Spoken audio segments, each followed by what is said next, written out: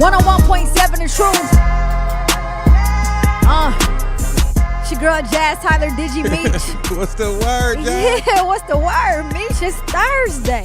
It's like a Friday, though. I was going to say it's Friday. It feels like a Friday. Yeah, it feels like a Friday today. It's Thursday. You know why it feel like a Friday? Why? We're going to be at Juneteenth. That's right. All day tomorrow. That's right. It's going down. I'm excited, too. I'm excited. I feel like Milwaukee is one of the top cities throughout the entire country that celebrates Juneteenth still and does it at such a high level. Mm-hmm. And it's an amazing event, man. Like to see, I love the fact that it's not one-sided where it's just one certain type of thing. You have all types of people from the community, the old schools, the bikes, you know. I'm more interested in the food. Me too. the parade seems like it's going to be ecstatic. Yes. But, the food is pretty much what we look forward to. Some of the African world dancers and stuff that'll be around there. And Truth Radio will be in the parade as well. Come and catch us tomorrow morning in the Juneteenth parade. We will be riding by, passing out some newspapers and some flyers. Milwaukee Courier. You heard? We want to see y'all tomorrow. So it's going to be a dope weekend, man. A super dope weekend. Speaking of events, today, Meech and I, the Tapped In segment, will be officially covering MJ's listening parties. Shout out to MJ, E2, Wavy Boy, the whole team. His listening party will take place at Brownstone, 7 p.m. this evening, and I am excited. He has a song called Pretty Woman. So all the ladies need to come out for this show. I'm telling you, it's going to be amazing. It's free to the public. Get there early. I'm telling you, you do not want to miss this event. No, you don't. Sunday is Father's Day, Meech. Yes. It's going down. It's going down on Father's Day. You know, it's going to smell like barbecue. Don Tolliver at Summerfest tomorrow. Moneybag Yo at Mr. B leaving. Saturday. You said you was leaving. You weren't going to be here. No, I'm staying.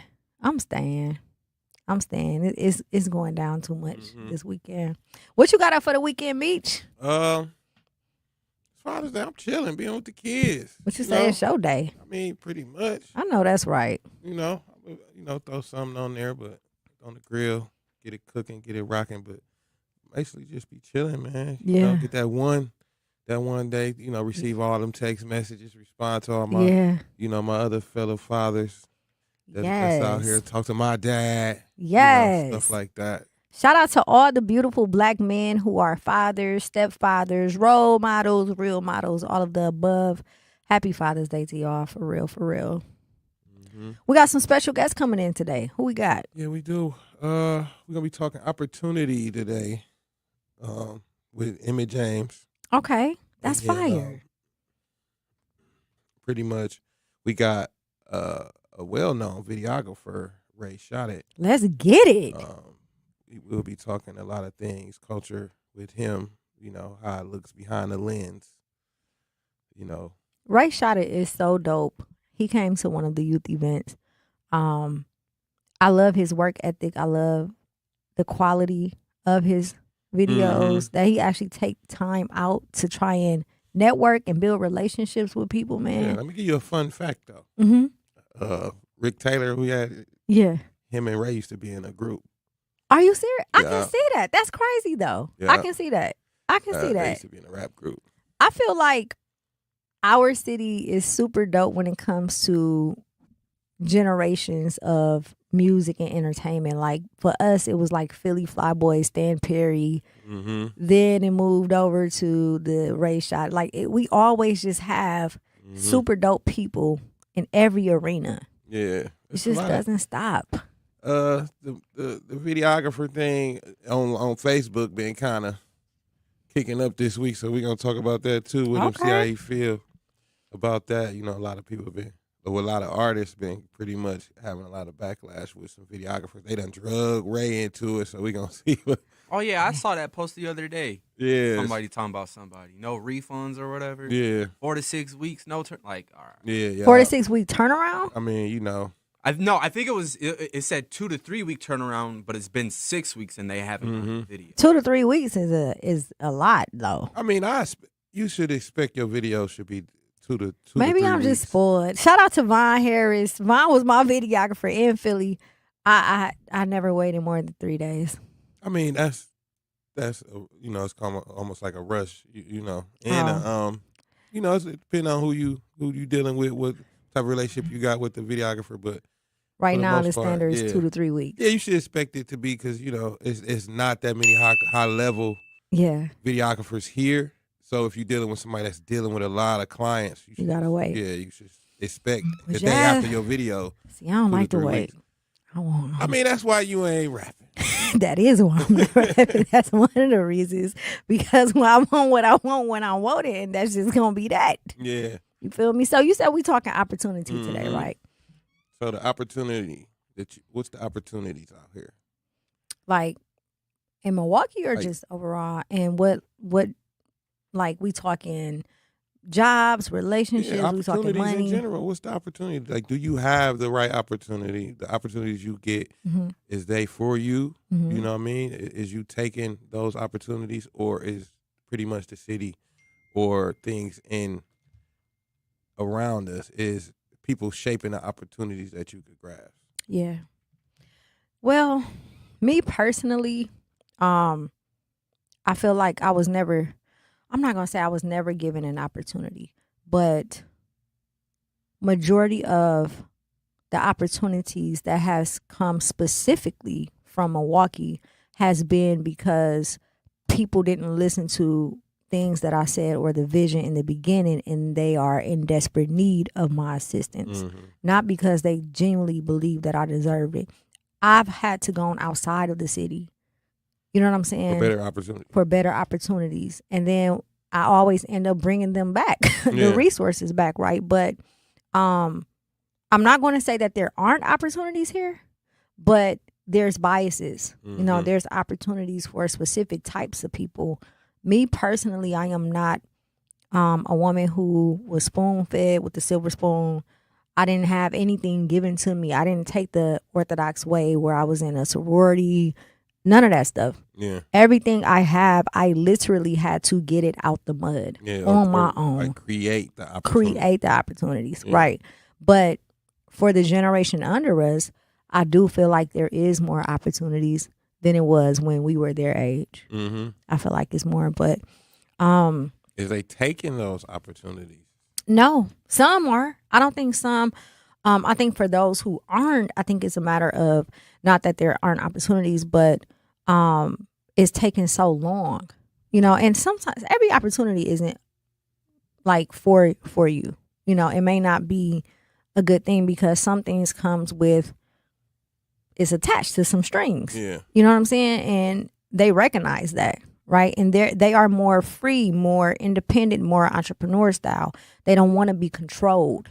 Mm-hmm. So some of the opportunities that are there, if they come with too many stipulations, then I think for that percentage that don't necessarily take those opportunities, that's why. But it's like, the opportunity that's out there, is it the same opportunities we wanted versus is it the opportunities they need? I don't think they ever give us what we want.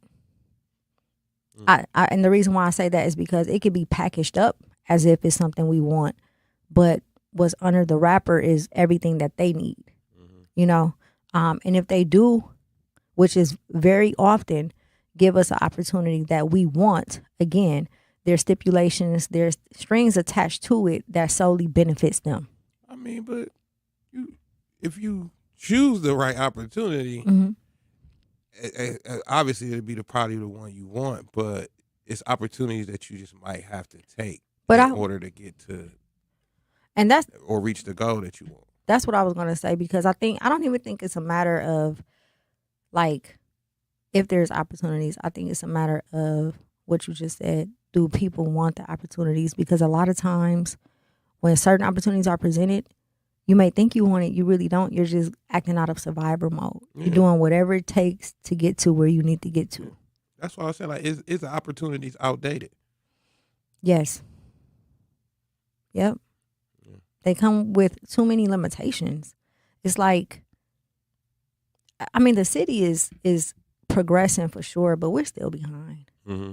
culture wise, we're still scared to fully embrace what's happening because they are so used to dealing with or presenting opportunities for the other Milwaukee. Yeah. Because it's like if you put this opportunity in front of you, this opportunity in front of you, this opportunity in front of you. In some retrospect, is it an opportunity or is it a force? You know what I mean? Like, is it a, we only have these available. You got to take it or leave it unless you don't get the opportunity to go to the next level in a sense or reach your goal. That's what I'm saying. Sometimes it comes packaged as an opportunity, but it's really a motive. Mm-hmm. You know what I mean?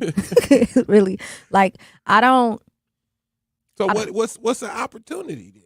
It depends. I mean, that's a loaded question. It's broad. So that's what I'm saying. It depends on if we're talking career, relationships. If we're talking, what are we talking? Mm-hmm. Let's figure it out. Like what we talking? We talking opportunity, Truth Nation.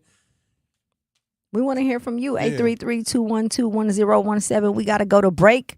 Do not touch that dial. Tap in with Jazzy and Meech, 101.7 The Truth. The performing arts do more than entertain. They bring 101.7 The Truth. It's your girl Jazz Tyler. Do not miss 101.7 The Truth, broadcasting live from Milwaukee's Juneteenth celebration. Join us tomorrow. Community conversations, interviews with community leaders, and more. Thanks to Educators Credit Union, Molson Coors, Tayback Law, American Family Insurance, and Milwaukee College Prep for supporting their special community event. We'll see you at the Juneteenth Festival as we celebrate freedom, culture, education, and community together. I am excited, man. It's going down. It's going down tomorrow, man. We got the Howard Fuller high school cheer team. We got the Brewers. We got 101.7 The Truth. Alderwoman Cox, District 6. There's so many people who are going to be a part of this amazing parade. Mm-hmm. And it's always good to see like the kids. Yes. That won the honors. The pageant. Yeah. Pageant. Shout out to all the pageant finalists for Mrs. and Mr. Juneteenth. Yeah. That's so dope. So today we are talking opportunity, Meech. Yeah. Is opportunity real? Ooh. I mean, that's basically where we kind of broke down in the first segment. Like is it what it pretty much the perception of it is? You know what I mean? Is they actually give you the opportunity to do this, or they just pretty much kind of forcing the way? Shout out to the chat. So the Lazy Gang said, I believe it's also situational. To that point, I believe it's situational. I would say is the opportunity genuine? Yeah. You know what I mean? It's real, but is it genuine? Because again, every opportunity isn't for you. You can't take every opportunity. You know what I mean? You just have to go based on what your standards are and your boundaries are. If it for me personally, before, like, and the reason why I work this way now is because I used to feel like whatever opportunity came my way was from God. You know what I mean? Like, whatever it is for me, good or bad, is going to help me get to where I need to go to. And then I started learning that I can't take every opportunity. Yeah. Like, sometimes I have to sit back and figure out, just like when you go to a corporate job and they put you through orientation, they go over their company's core values and all of these things, right? It should apply to you as well. Does my core values align with this opportunity? Does what I stand for, what I believe in, my morals, my integrity, does it align? If it does not align, I don't care what it looks like how it's made up, but if it doesn't align, then I cannot take this opportunity. Yeah. So how many opportunities you think you left on the table? Take a deep breath. I'm going to be truthful. Not a lot. Why not? Not a lot. Because I've never been afraid to make a sacrifice or to take risk. You know, whether I had it, whether I was up or down, I've never been afraid to. I didn't know if it was going to work. I didn't know what was to come of it, but I've just never been afraid. And I'm also very good with discernment. Yeah. If something feels off, I don't touch it. You know what I'm saying? No matter how bad I want it. So opportunities that have come my way, that I necessarily didn't take. The few that did, missed, I would say it was more so, I was younger and it was more so due to me being immature in my attitude. You know what I mean? And that was just a few opportunities, because every opportunity that has come my way, I have been successful in. So do you think the youth these days is leaving their opportunities that's being created for them on the table? I don't necessarily I think some, yes, but for others, I think it's more so us having to prove to them why they should take the opportunity. Yeah, but that's why I said, is it the opportunities we want them to have? Does that even make sense for what's going on in their world? I think it should be opportunities that they want to have. Yeah. Because again, they're not going to be youth forever, right? They have to go through life with the decision that someone else made for them. Just like all of us, right? Mm-hmm. We always have to go through life with decisions that other people make for us. Yeah. So I think when we're presenting or creating opportunities, like, and not, because I'm gonna be honest, right? We have this thing in Milwaukee where, oh, let's bring the youth to the table. Well, it's the youth who decide everything. You know what I'm saying? Yeah, it's specific youth. Yeah, they curving the decisions we making based on their actions, in a sense. But the youth who are making decisions aren't necessarily the youth that we're catering to. Yeah. That's where the miscommunication comes in at, right? Yeah, we had a talk last night with Vaughn, and we pretty much got into that. And we were saying, he said the high peak hours is like 12 a.m. to 4 a.m. Mm-hmm. So you doing programming before that, it ends at 10. Yeah. You know what I mean? How does that kind of align with the or just how did that align with making it safer for them to be out here? You know what I'm saying? To be honest with you, it doesn't, because there's a reason why we do the lock-ins the way we do them. And it's not just because of what we think, but we actually have data from when we first started doing it that shows that during this time, when we keep them from 8 p.m. to 8 a.m., in this specific area, this demographic, this age group, the crime decreases because they're in our care. See, so that's giving an opportunity to be somewhere at the time where they want to be somewhere. Facts. You know what I mean? Mm-hmm. And I think that's something that should be available. But like you said, like when they at the table, or if we bringing them to the table, where do they want to go? Why are they out here? Is they really looking at what the adults is doing at 12 o'clock? Because that's the time everybody step out as an adult. You know what I mean? So is they trying to recreate that feeling for themselves? Like, oh, well, they doing it. If that's what, they looking at. Honestly, Meech, we did it. Like, we was out here at 1 in the morning in traffic, riding all up and down 27 and Capitol. You know what I'm saying? Or we was at house parties. Busting donuts. We was at house parties. We were in the neighborhood. Like, we was outside, too, at the same time. And that made me think about the caller the other day. Said, like, you got to literally think about how you was at that age. Yes. And I always think like that. Yeah. Like I told you, when I look at my son, I remember being his age. Yeah. To be able to relate with him. Yep. At what he might be feeling or going through at the time. So just trying to create the opportunity for the kids it be difficult, but it literally is like we controlling what their opportunities are. And to that point, I mean, obviously as a parent, you have to have some type of say so when it comes to opportunities. You have to screen it. But for me, I think what we need to do more of is, what is it that y'all want to do? And then let's figure out how we can support it. So to that point, for example, when Kalea was up here a couple of weeks ago, and me and you were talking about organized team takeover, right?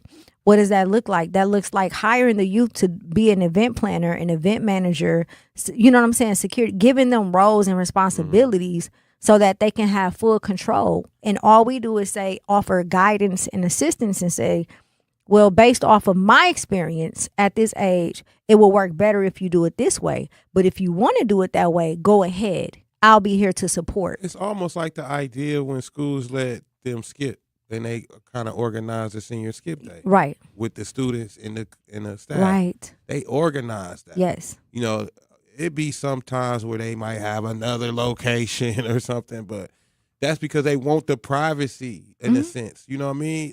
They want to be able to do what they want to do. Yeah. It's nothing wrong with that, but it's still letting them know, like, yeah, you could do whatever you want to do except this. I don't think we need to teach them not to be out and not have fun. I think we need to teach them how not to die. Mm-hmm. You know what I'm saying? Like, it's okay. We understand you want to have fun. Do you remember when we were younger, we had, like I said, we had the clubs, Amistad, H2O. We was in traffic. You know, think about how many of us was at these events, especially traffic, in cars, late. No issues. No fights, no nothing, right? We have to teach them how not to die, how to enjoy, like literally enjoy what it is that they're trying to do. Yeah, and I mean, we didn't see the city or let's say the neighborhood get involved until we did traffic. Everything else was like Facts. Depending on the business owner that we was, you know, whoever had the club. You know, I don't remember nothing too bad happening at Amistad or nothing like that. Like no shootouts or nothing like that. I don't, you know, y'all can fact check me. But, no. There never was. But I don't, you know, to significant like that to remember. You know what I mean?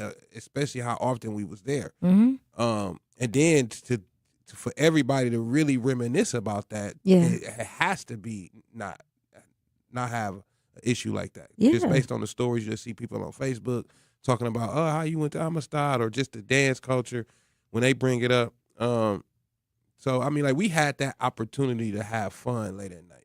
Absolutely. You know what I mean? I mean, that's what, think about it. Like the other night over the weekend when it was like super nice outside at night, I was just sitting in my backyard like, I miss this. When you could sit on the porch at 1 or 2 in the morning, door open, like just sitting talking all night, you know, or in the car, ride. I used to love to ride around the city, ride past the lake late at night, listening to music, you know, all of that. That, like, it's not normal anymore. Yeah, I mean, just because we're in an older generation, I could literally point to like a few times to where I'll be like, I know what's going on at the club, or the situations that you see happen at the club. It's not our generation. Yeah. You know, because when we step out with our generation, it seems like we've been there before. We've been to the club. We had them experiences young, and we know how to conduct ourselves. But then you'll see somebody that's in a younger generation, or you can see a crowd of people, and you can kind of identify them as a younger generation and be like, well, did they have the opportunity to know how the club scene really supposed to go? They don't, but they have the opportunity to make monies that their teacher make. They have the opportunities to live the life of an adult. They have those opportunities. Yeah, I mean, I couldn't. So they're chasing that, and they don't care about the opportunities that we're presenting because they are already making it happen for themselves the way that they want to, whether it's right or wrong. You know, like when I look at a lot of the youth out here, they grown, they got money. They dress like adults. They live an adult's life. Half of them be, you know, in high school with their own house, or staying with a 22, 23-year-old. They got their own crib. You know, they just live like adults. So they don't, it's the mentality of like, I don't need nothing from you. Nobody was there for me anyways. I'm going to create my own opportunities.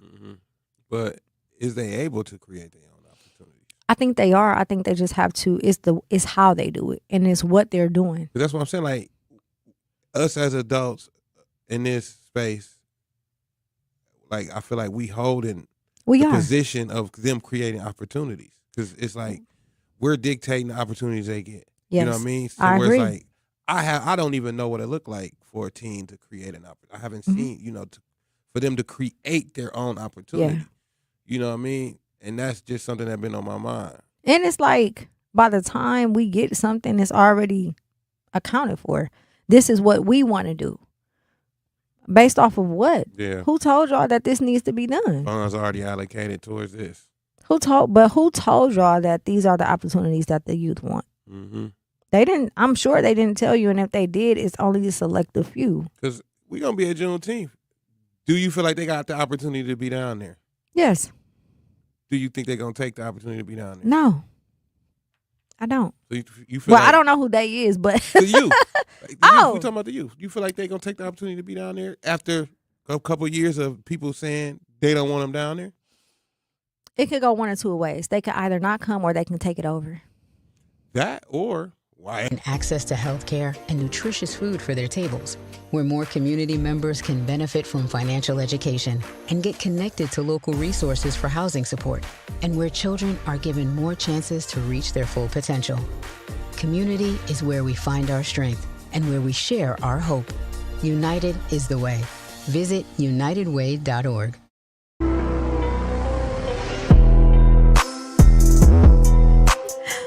101.7 The Truth. It's your girl Jazz Tyler Digi Meech. We are live and direct at the American Family Insurance Studio in the beautiful city downtown Milwaukee. What's the word, Truth Nation?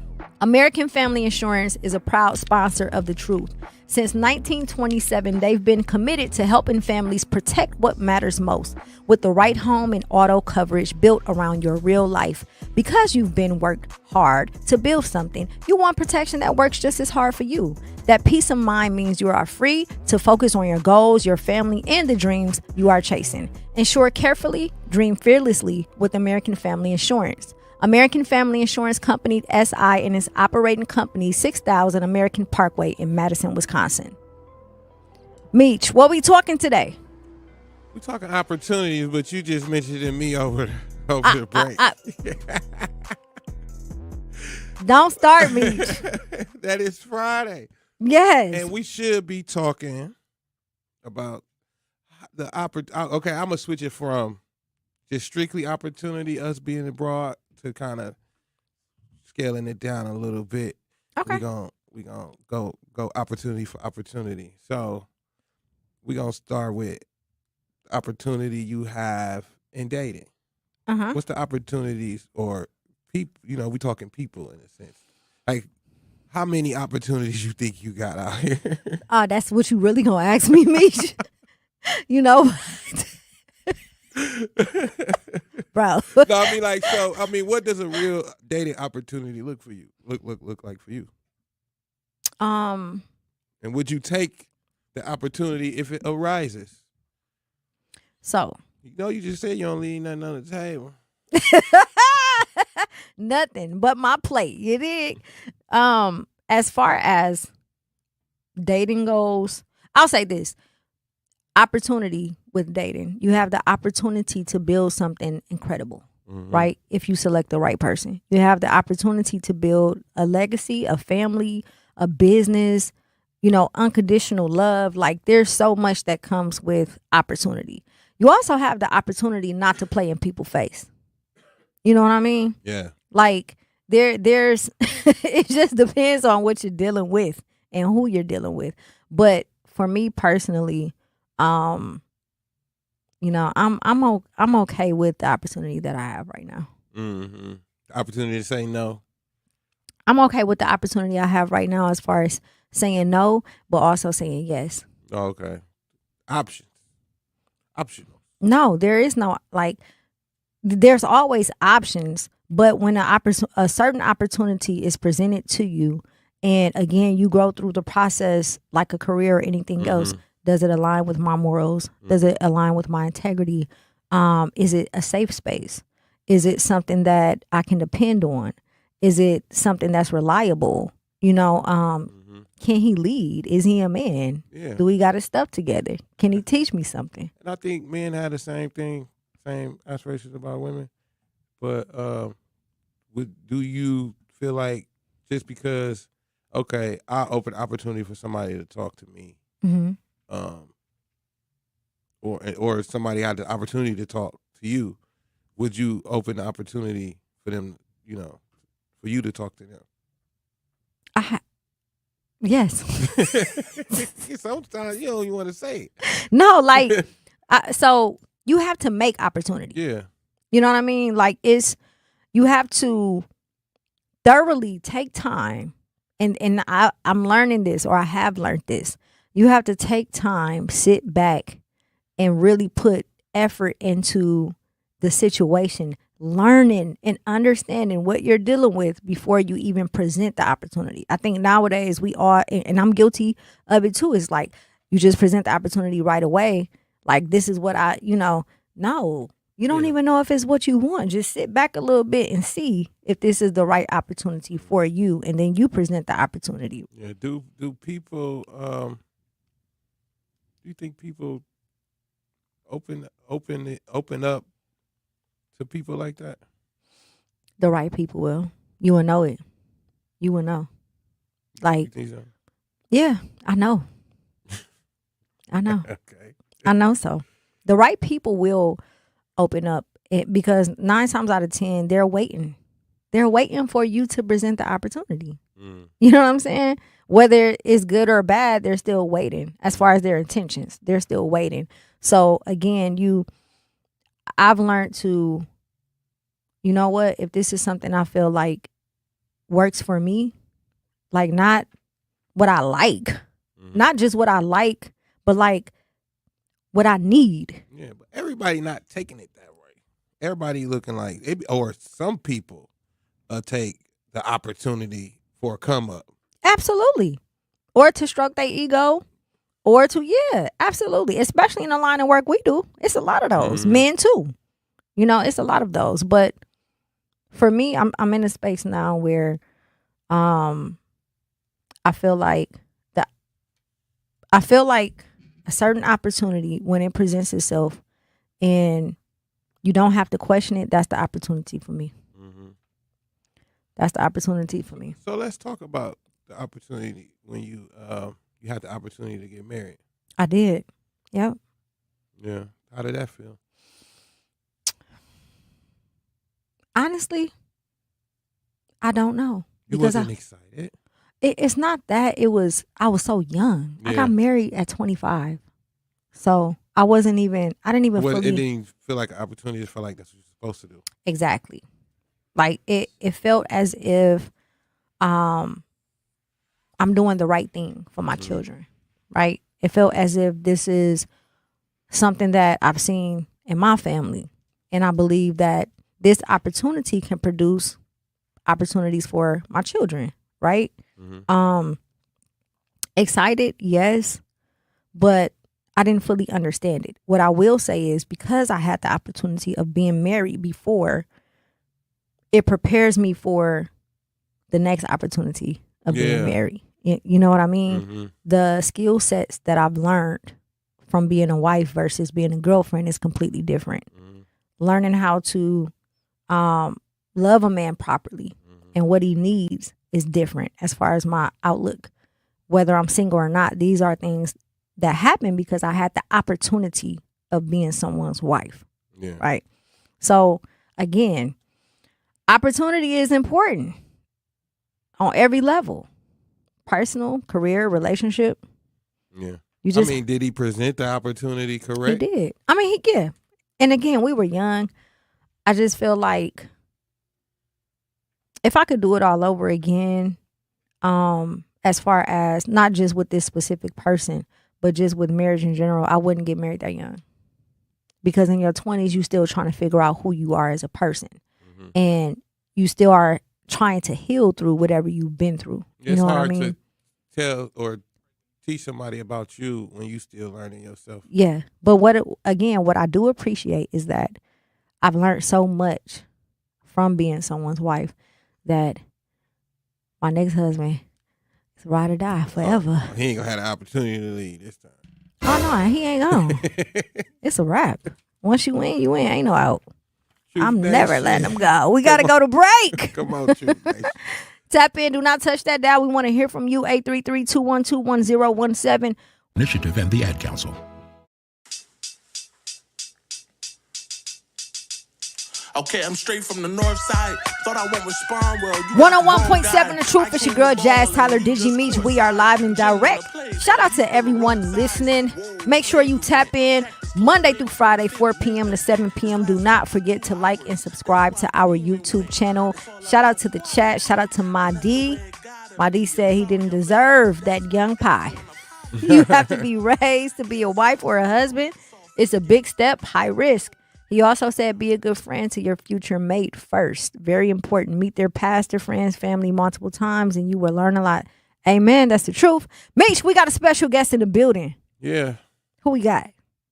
Famous rapper Emmitt James. Let's go. Welcome to Tap In. I don't know about famous, but I appreciate it. Locally famous to me. Yes, indeed. Welcome to the show. Thanks for having me. How are you? I'm doing all right. Doing all right. Are you mean it or you just? No, I'm doing all right. Okay. That's a good question, though. I know people say stuff in passing that they don't mean, but Absolutely. I'm solid. Thank you for joining us today. Yes, indeed. Yeah. So we talking opportunity today, man. So let us know how you been doing it and what you got going on first. I'm doing good. I'm doing solid. Can't complain. This summer for me is very busy. If you a musician or artist in Milwaukee, you know the summertime is where you like eat. Yeah. Street festivals and all that type of stuff. So I got a lot of that going on.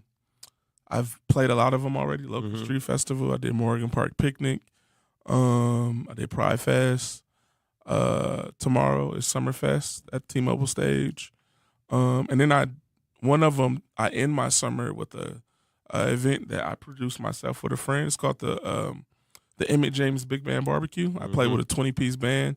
Wow. Yeah, and it's a fundraiser concert. So every year we pick an org to partner with, raise money for them, stuff like that. Yeah, how long that's been going? This is the fourth one and the last one, probably. Yeah. Why the last? I think I'm moving next summer. Oh, okay. Yeah, I'm sorry. Here. You moving again? Yeah. Yeah. I was in LA for like 8 years. I just came back 3 years ago. You going back? I want to go to Brooklyn first because I've always wanted to Oh. be in New York. If I like it, extend it, but it's like something I'm doing on my way Yeah. back to LA. Yeah. Going back to Cali. Yeah. So Right. how the music been going? Music is good. So here's the thing. I'll try to make this short. So I was doing music full time as an independent artist up until last year. I almost got evicted for being a rapper. Not like discrimination wise, just me being stubborn and not getting a job. And I was like, you know what? It's time for you to work. So I'm a barista. I work at like 5 coffee shops. So that's what I do. What did you ask me? I went there for a reason. What did you ask me? I said, how the music been going? Oh, the music is going good. So when people talk about music, I just work so much, and then I kind of like just fit in music where I can. But I'm so dedicated to it. Online, it might look like I still do it for a living, but or like 100%. But I'm just working and then fitting in music where I can. Yeah. So you say you went to LA for 8 years and came back 3. So, but you from Milwaukee, right? Yeah, born and raised on the north side. What on the north side? So what neighborhood? In high school, I was off of 18th and Hampton. Before that, I was on 45th and right around the corner from Washington High School. My dad lives off of 27th and Capitol. Yeah. But I live in Shorewood. We was waiting on it. We was waiting on it. You say you live in Sherwood.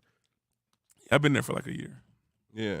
Yeah. So if somebody from Milwaukee hasn't seen you in 10 years, what would surprise them the most about you?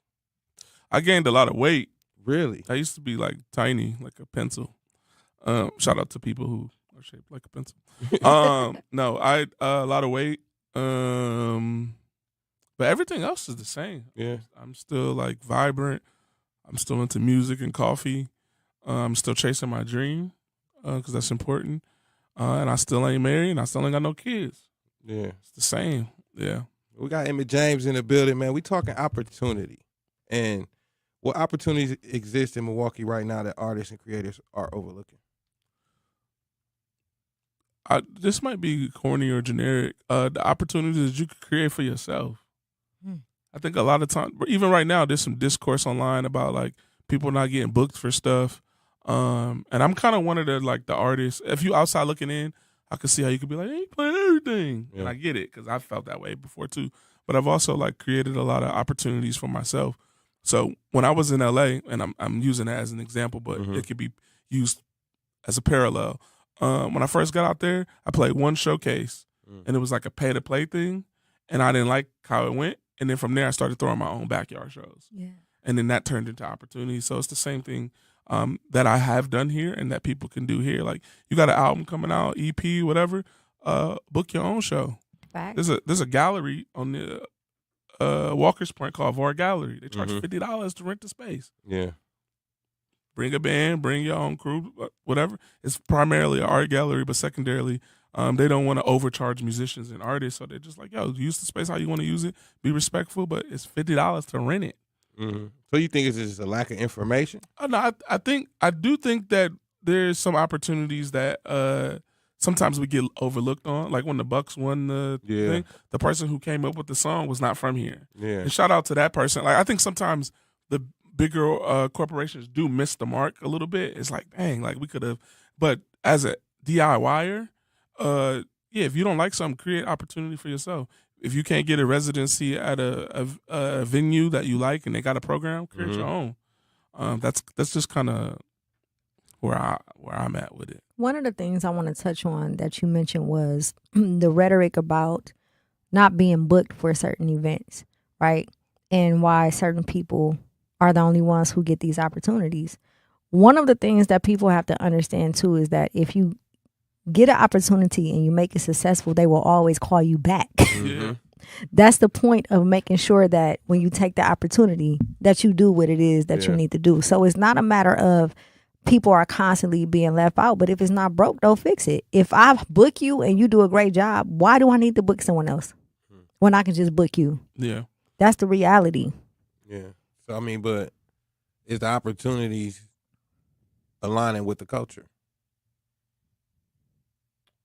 I think they do. We just got it was off air. We was talking about Summerfest. And we was talking about shout out to Ashell and MK Group. Oh yeah, we was talking about that. Yeah, and she set up a whole like, you want to play Summerfest? Then join this competition. And now there's a bunch of people. Some people didn't make it. Some people did.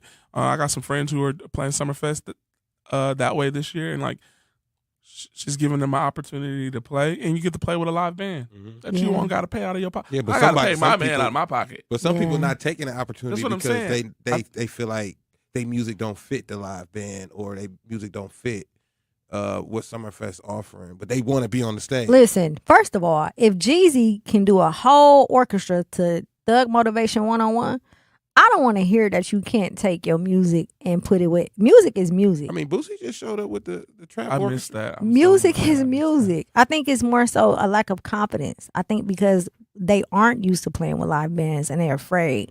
I don't necessarily think it's because they feel like their music don't fit. Yeah. So what you think the biggest thing standing between Milwaukee talent and the next level? I think when we're talking about stuff that's truly impactful, I think that's always going to be on a like corporate organizational level. Like if I'm the Milwaukee owner of the Milwaukee Bucks, who I don't know who it is, I'm speaking ignorantly, but just using them as an example. If I'm the owner of the Milwaukee Bucks and I have an opportunity to change some like an artist's lives here, like it's people like that who could move and that stuff like that. And I think that it's like giving Milwaukee artists opportunity to do that. But where we meet them not meet them in the middle, but again, on our own individual level, we just have to keep doing our own because that's thing. what I'm saying. Like it seems like most Milwaukee artists is kind of dependent on the corporation to kind of or the organization to be like pushing the initiative that they trying to you rap. So we throwing these events for you to rap. No, that ain't what's going on. Yeah. So. Yeah. I think they just want love. Like when you look at other cities and states and you're looking at their teams and different things, they are including the artists from their city. Yeah. But it's also too about relationships, not just from the artist stance. I feel like a lot of these major corporations don't take the time to really learn the community. Sometimes they do it because they have to. We have to do a fundraiser. We have to show up. But like if you actually learn your community and don't take advantage of them, then you'll be able to build these relationships and you'll be able to utilize what's in the city versus outsourcing. Mm-hmm. Yeah. And I think so that's that answer. I think organizations, corporations should do that. But if I'm a person who cares about those opportunities and I'm upset that I'm not getting them, then I'm going where they're at. Mm-hmm. I'm going to the galas. That's what they're doing. They're going galas. They're doing art exhibits. And like, if I really care about those opportunities, then I'm going to go meet those people where they are. Yeah, so show my face. Because you mentioned about the opportunity in Los Angeles, and that kind of made pissed you off to where it's like, okay, I'm gonna go create my own. Yeah, because I played a show. I was the only artist there with a band. They had a second round called the encore round, and we didn't make it to the encore round, even though we were the only act that got a real encore from the audience. And from there, I was just like, you know what? If I'm going to lose money, I'm going to lose it throwing my own events. Yeah. So. Facts. Yeah. As a person who has done events, there's nothing more satisfying than dictating what you want to do. Yeah. You know what I mean? Like, I get to do it my way. And if I fail, I'm the only Foundation@gmail.com or call 414-248-4954. Reading aloud to children sharpens their listening skills, expands their vocabularies, and nurtures a lifelong love of reading. That's why Reading is Fundamental, the nation's leading children's literacy nonprofit, offers free monthly read-alouds by popular authors through its Rally to Read program. Visit rallytoread.org to watch the read-alouds and discover exciting reading activities for school and home. Visit rallytoread.org today. We asked parents who adopted teens to share their journey. When I met both of them, it was like my missing pieces were found. Like it was just like an instant, these are my kids. If you're considering adopting a teen, just do it. Kids need families. I don't care the age, everybody deserves a family. Learn about adopting a teen from foster care. Visit adoptuskids.org to learn more.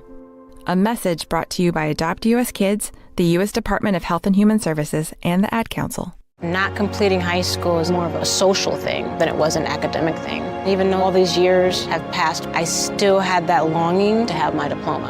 At age 30, Carissa finished her high school diploma. If you're even considering getting your high school diploma, you can do it. No one gets a diploma alone.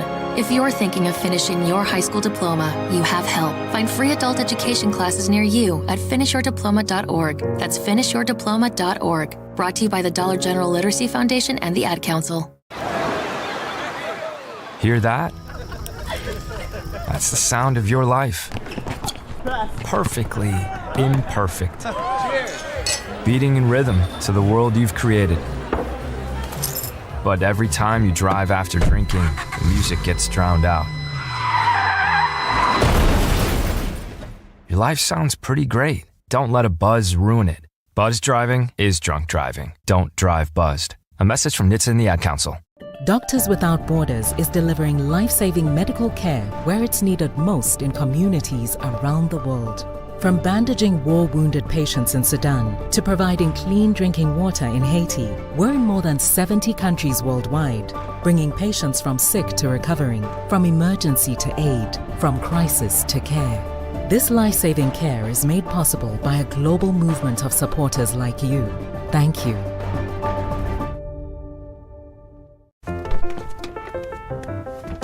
Mommy, can I sit in the front seat just this one time? Please, please, please. No, not yet. But why? Because I love you, and you're just not ready yet. Now, get in the back so I can get you in your car seat, please. Putting your kids in the right seat for their age and size is an act of love. Check that your kids are in the right seat at nhtsa.gov/the right seat. Love protects. A message from NHTSA and the Ad Council.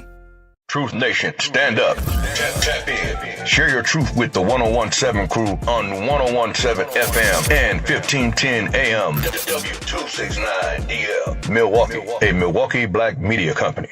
101.7 The Truth. It's your girl Jazz Tyler Digi Meech. We are live and direct in the American Family Insurance Studio. We got a special guest in the building, Emmitt James. Yo. Welcome to the Tap In, Meech. What's the word, Truth Nation? Well, normally me and Meech go and eat on Fridays, but today is our Friday.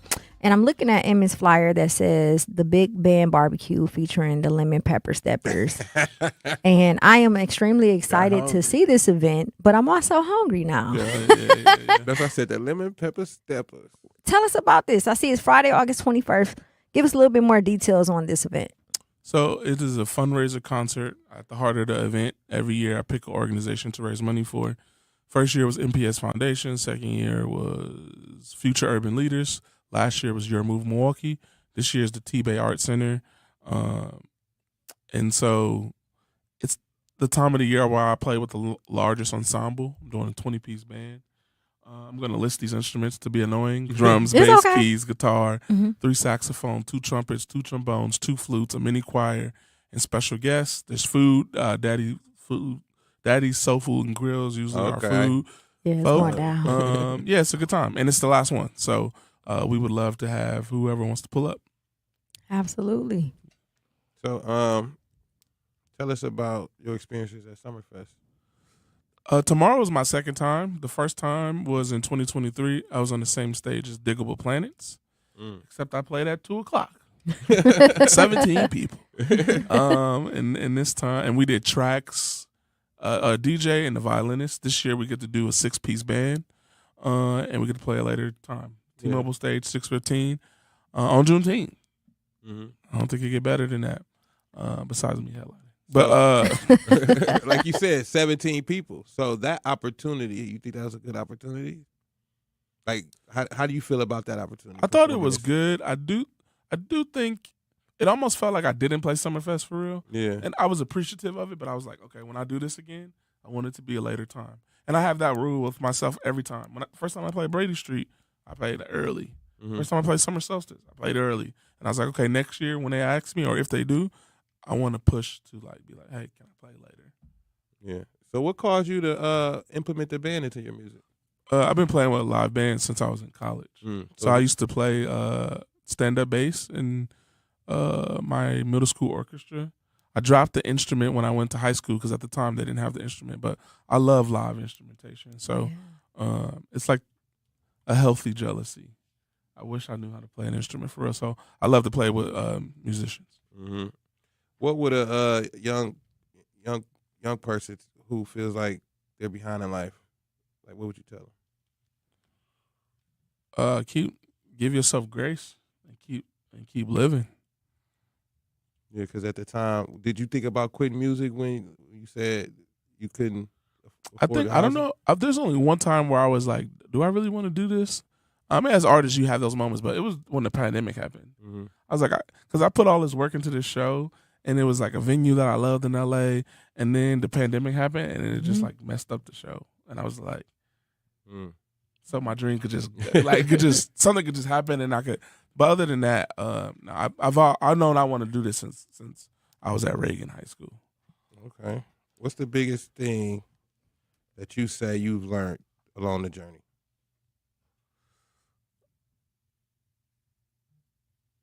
So yeah, I would say to persevere, to not give up.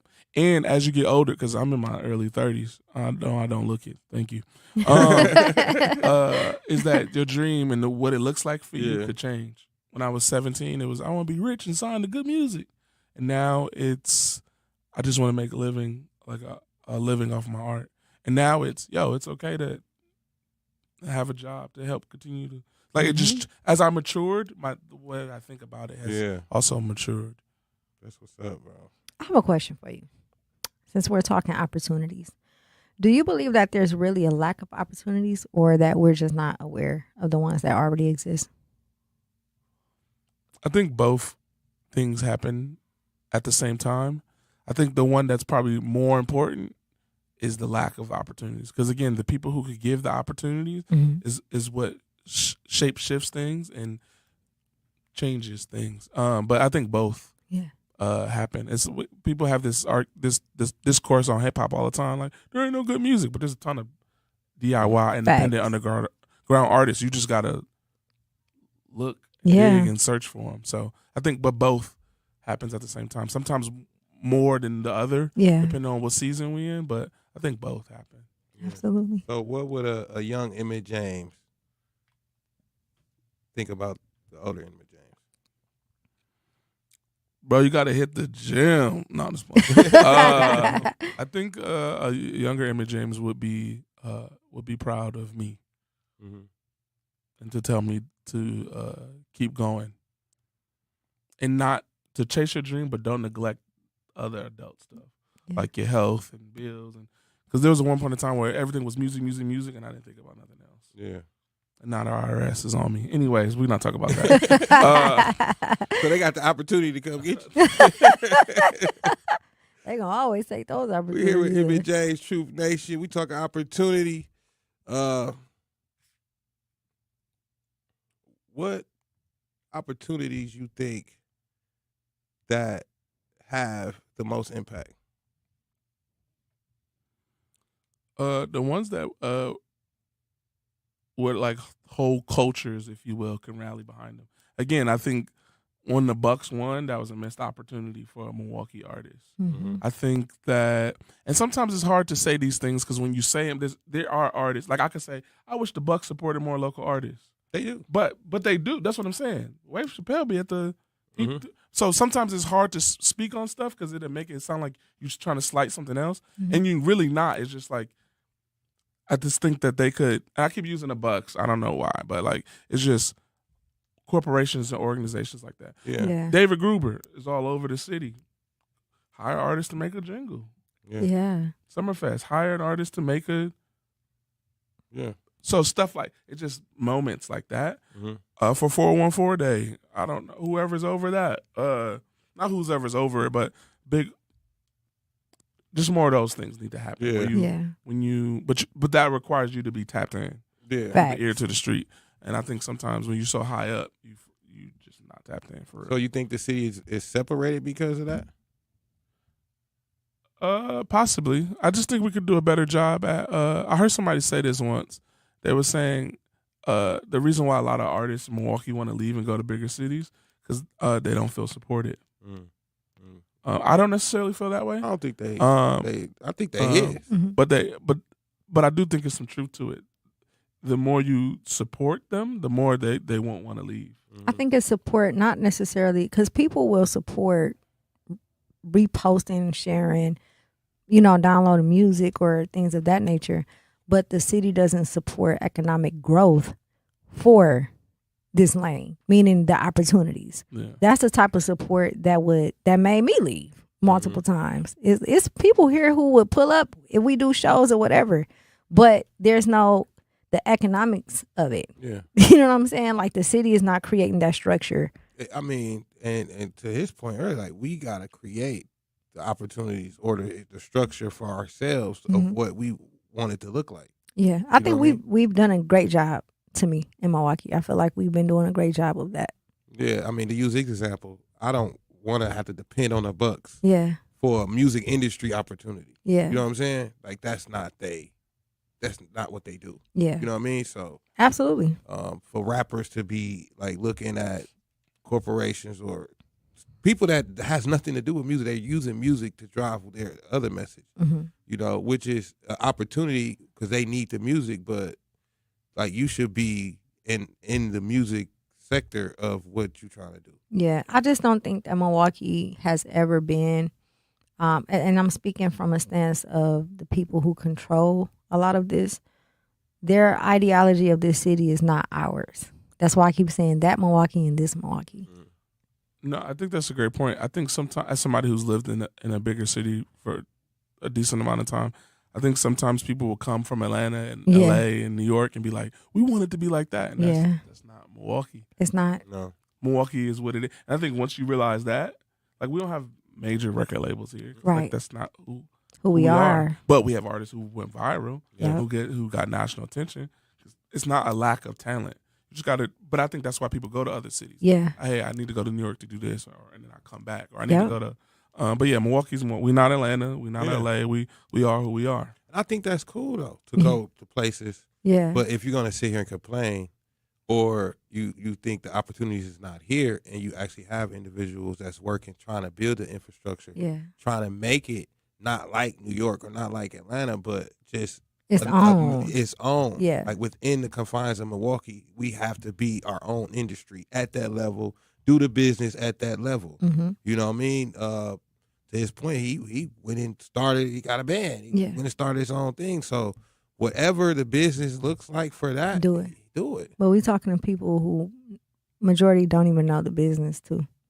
But we also talking to people that can take those positions, that know the business, that's looking for something else to do with a business degree. Why aren't they? Because it's not the opportunity there to for do it. That part. Hello.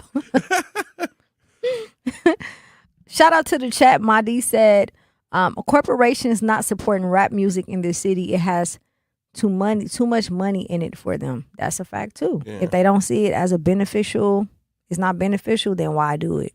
Yeah, we sitting here with Emmitt James. Man, you got something else to say before we get out of here? Shout outs, promo. Would love to see whoever at Summerfest tomorrow, T-Mobile stage 6:15. Other than that, would love to see you at the 4th annual Emmitt James Big Band Barbecue. And thanks for having me. Thanks for inviting me. You'll be back when the Big Bang. We'll see. We're gonna pull up. I'm gonna pull up for the band, but I'm gonna pull up for the food. I'm about to put you on the spot real quick. I'm really sorry. It's okay. I came in at the tail end. You said you were single? Yes. They be there. Oh, the guys, they be there. There you go, Emmitt, my new boy. There you go, Emmitt. Put her on the spot. I don't know if I'm single, but I may be, I may not be. I don't know. Appreciate you for coming through, man. No, you got a lot. You cleaned it up. But I'm gonna pull up for sure. Yeah, that was funny. You gonna shout out your grandma? My grandma's not here in the flesh no more, but she know I love her and I think about her every day. Yeah, that's what's up, man. We gotta go to break. 101.7 the truth. Talking about, I don't know. That's worse. Denied VA benefits or Social Security disability, hurt on the job or an auto accident, Tayback Law fights for people. I like this. She ain't for my heart, she for the streets. I don't want your lovers in between, yeah. But I always say what I don't mean. Left her back when I had found her out in LA in the sheets, yeah. She ain't for my heart, she for the streets. I don't want your lovers in between, yeah.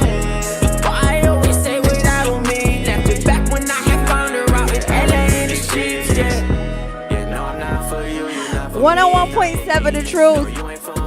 you for these streets, yeah. It's your girl. It's your girl, Jazz Tyler. Did you meet? We are live and direct.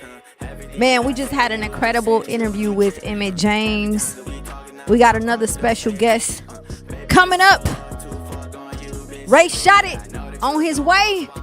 It's going down. Happy Thursday to all of our listeners out there. Please make sure that you join us tomorrow at the Juneteenth parade. It is going down. You ready, Meech? I'm ready. Is it ready as I'm gonna be? Meech gonna be on a floater. Like Hey, look. Man, I'm excited. I'm excited to see what food and all of the vendors. You know, ain't nothing like Juneteenth. Milwaukee's version of Juneteenth. Shout out to the chat. Shout out to all the listeners.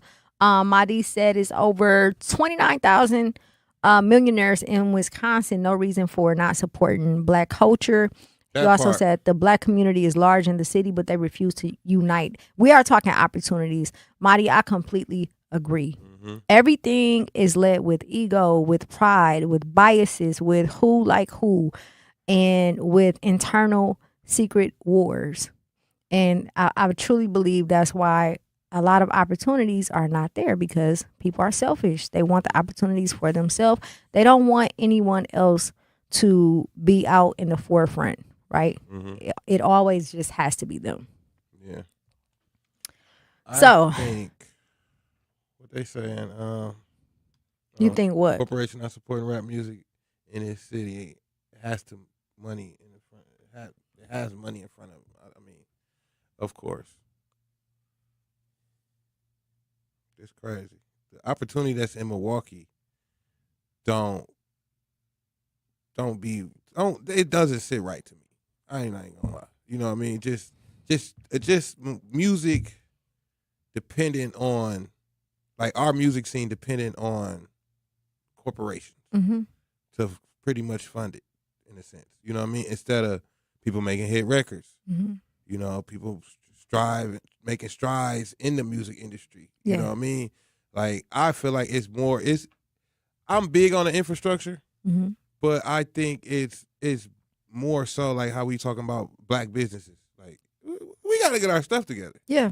But we also, if we're speaking specifically when it comes to music, a lot of the artists has to understand that they have to change their outlook and look at what they do as a business, and then business people will want to work with you. You can't say you got a single out, but you don't have no paperwork, no LLC, no nothing. If this business comes to you and they want to pay you, they can't write the check just in your name. They have to put it in your business name. So you have to understand you're a walking brand. You are a walking business, and you have to conduct business in that manner as well. That's what I'm saying. Ray just stepped in. What's up? Ray shot it in the building. It's going down. What's up, Ray? It's going down. I mean, he stepped into the right conversation. First and foremost, I gotta say this.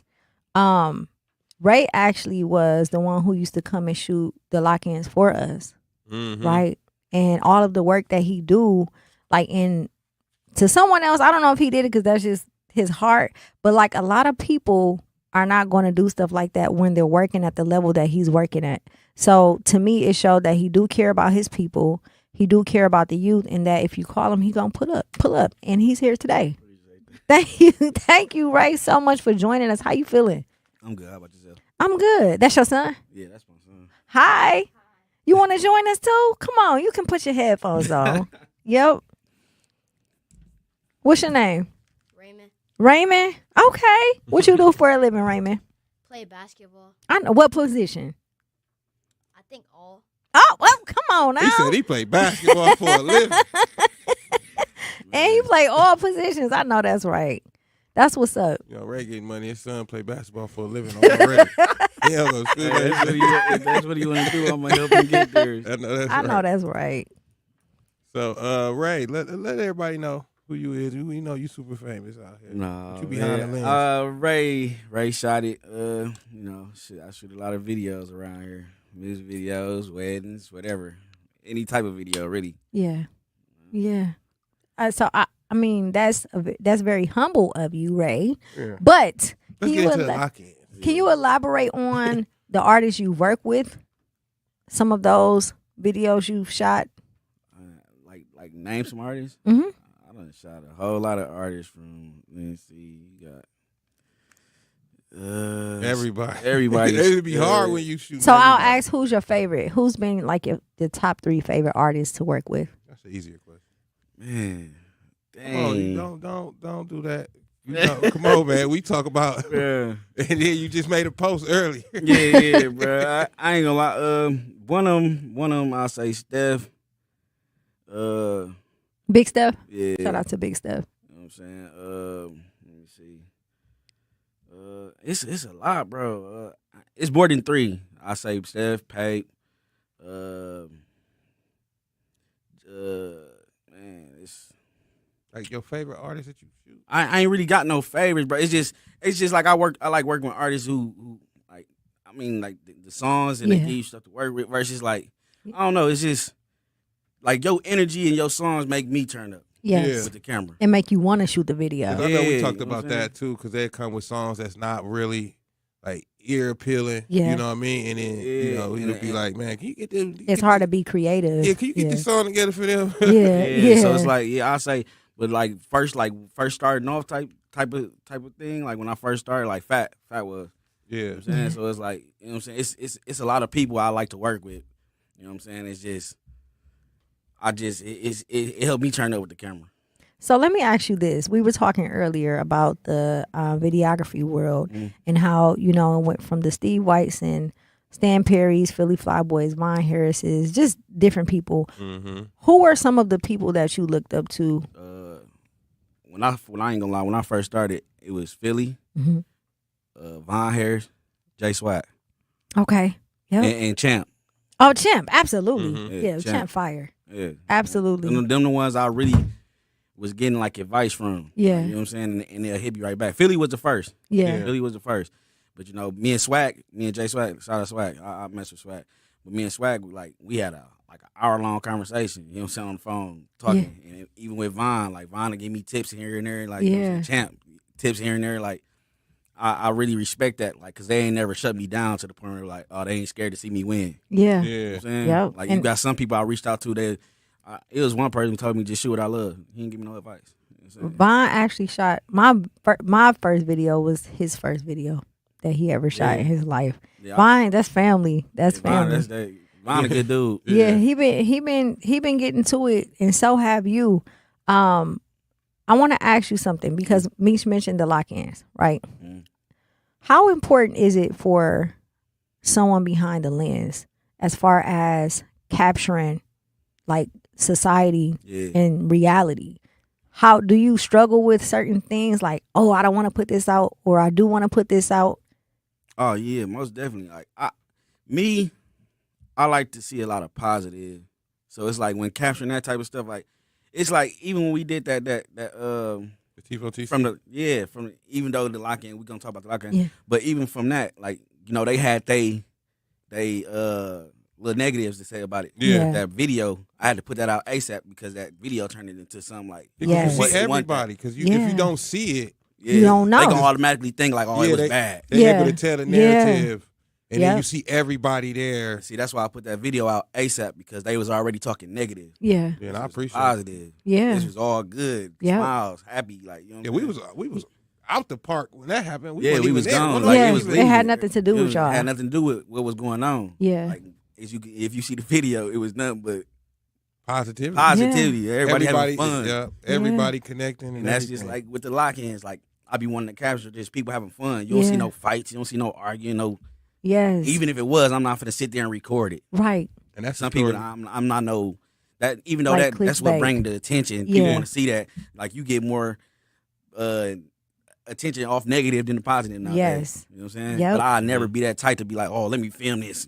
Them fighting. Like, nah. Yeah. It's so important to me. Photographers, videographers is so important because just if you look throughout history, like you document everything. Yeah. You know what I mean? Like that's a whole different type of responsibility. You're a part of proving that this is history and this is our culture. You know what I mean? So shout out to all the work you do, man, for real. That's dope. So does Milwaukee support its creatives enough? Do Milwaukee creatives support us enough? Yeah. Like, as far as creatives, what do you mean? Like, you know, rappers, videographers. Like, do you feel the support? Man, I ain't gonna lie. Because you was dragged into something that ain't had nothing to do with had nothing to do with me, bro. Like, and it's like, I get a lot of love, bro. I got a lot of love, but it's like a lot of people don't like me. You know what I'm saying? It's just like, I ain't gonna say a lot of people don't like me. You got some that don't like me. Some that don't like me because of he say, she say, or I ain't did nothing to nobody. You know what I'm saying? And it's like, only thing a person could say, bro, is I take long to edit a video. I mean, but that's what we talked about earlier. Yeah. Like the turnaround, maybe 2-3 Because of the weeks. amount of work you It's have. the amount of work you It's got. the amount of work, and you don't see people doing this. Yeah.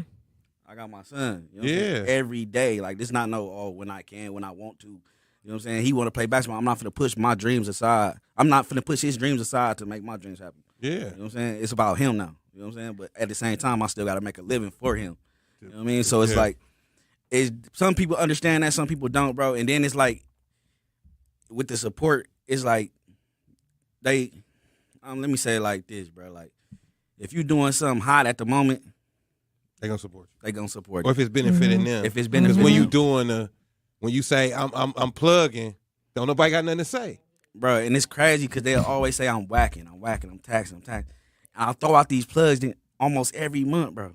Yeah. Like, if you an artist, bro, like, you should be wanting to hop on that. Like, And don't if give you me- in the videos flashing money, what's the problem? Exactly. What's the problem? You can't invest in yourself? Exactly. And it be shoe money. It be shoe money to Right. the point where it's like, bro, like, if you go out of town, they gonna look at you like, what? Bro, like, Facts. Somebody from LA made me feel so small, bro. He said, bro, because he like my work.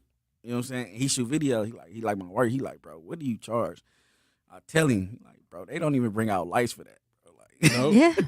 No. Yeah. So it'd be like, bro, y'all really got it good here, bro. Like, with the but it's like, 'Cause I tell them all the time, like, y'all better get what y'all could get while it's costing what it's costing. Facts. Because we all know Milwaukee on its way up. Even, you know, and the artist is always gonna be the first one to make the money. But they need to me, I feel like your price is your price. And you need to charge that because if I charge it and you pay it, you're going to take my business serious. You're not going to be playing because you have to spend all of this money. I can't go into these stores and Best Buy and hey man, can I get the plug? No. Exactly. It does not work like that. Over tens and thousands for this stuff. So it's like, you know what I'm saying?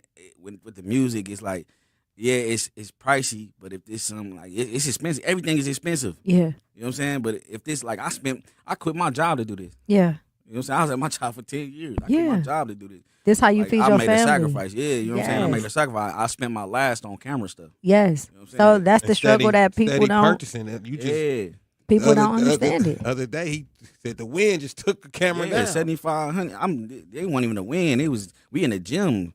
I'm on my camera on the stand. It's 7,500 worth of equipment. Smash on the ground. Boom. You know what I'm saying? It's just like, and they still expect you to produce the video. That part. We got Ray Shotet in the building. Minds.org. Brought to you by the Alzheimer's Association and the Ad Council.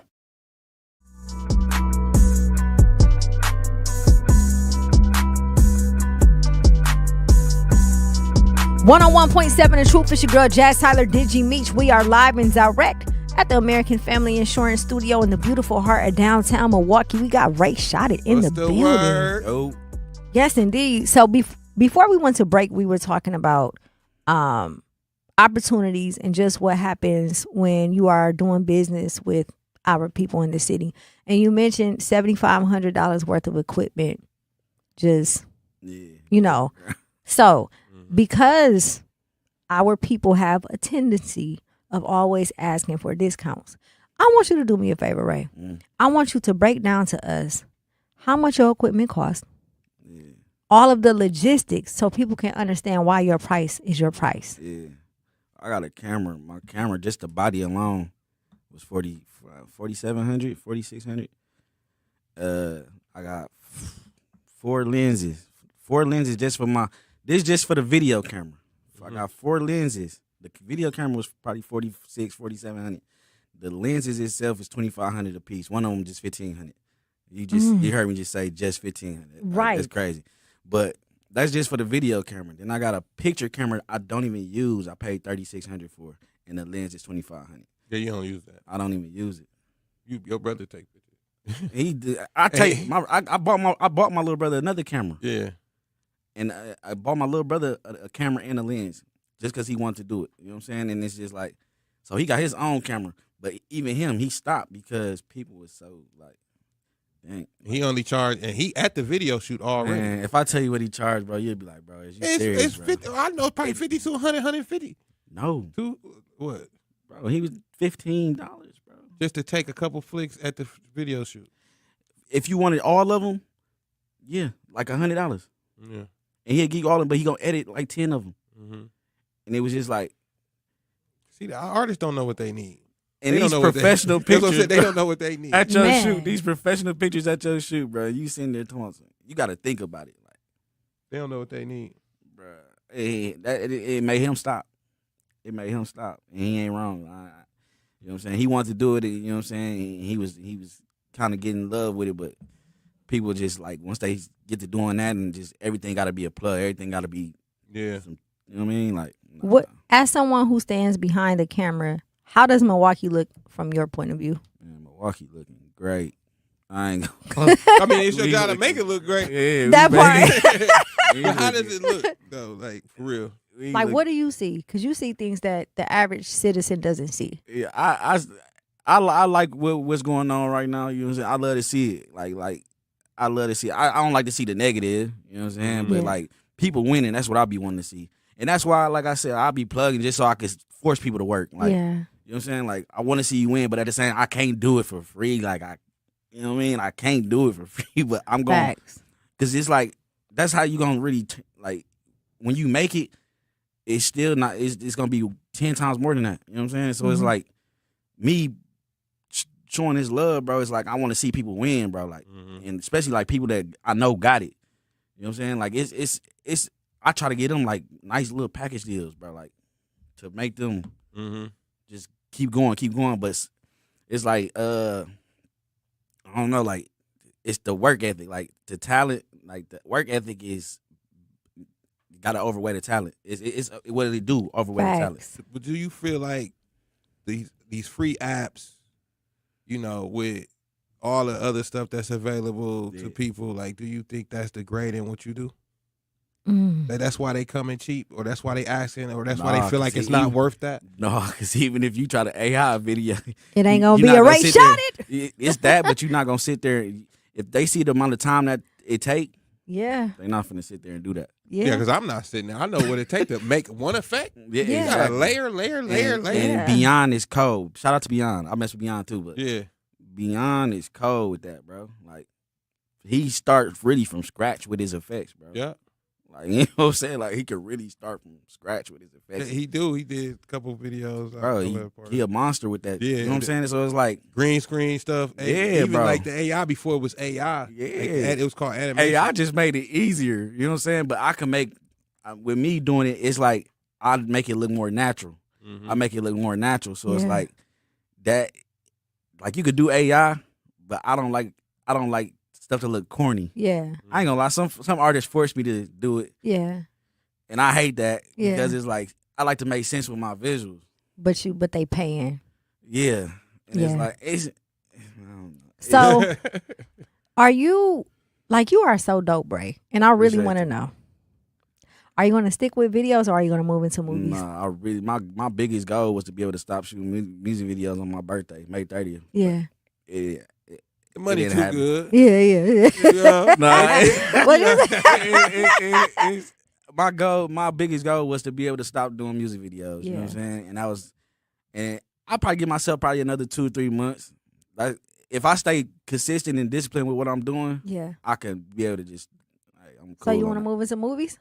Yeah, like documentary work and stuff like that. Yeah. And even my guy Rick Taylor. Shout out my guy Rick Taylor. We just had him up here. That's my brother. That's my brother. But it's like we got bro. When I say dude, it's cold with ideas and whatever. Yeah. You know what I'm saying? Like even with him, like he bought his first camera from that's his camera. He bought it from me. Like he was skeptical. Fire. He was skeptical about it. He was in the same position I was in. Like, damn, should I spend my last on this? Yeah. You like, you know what?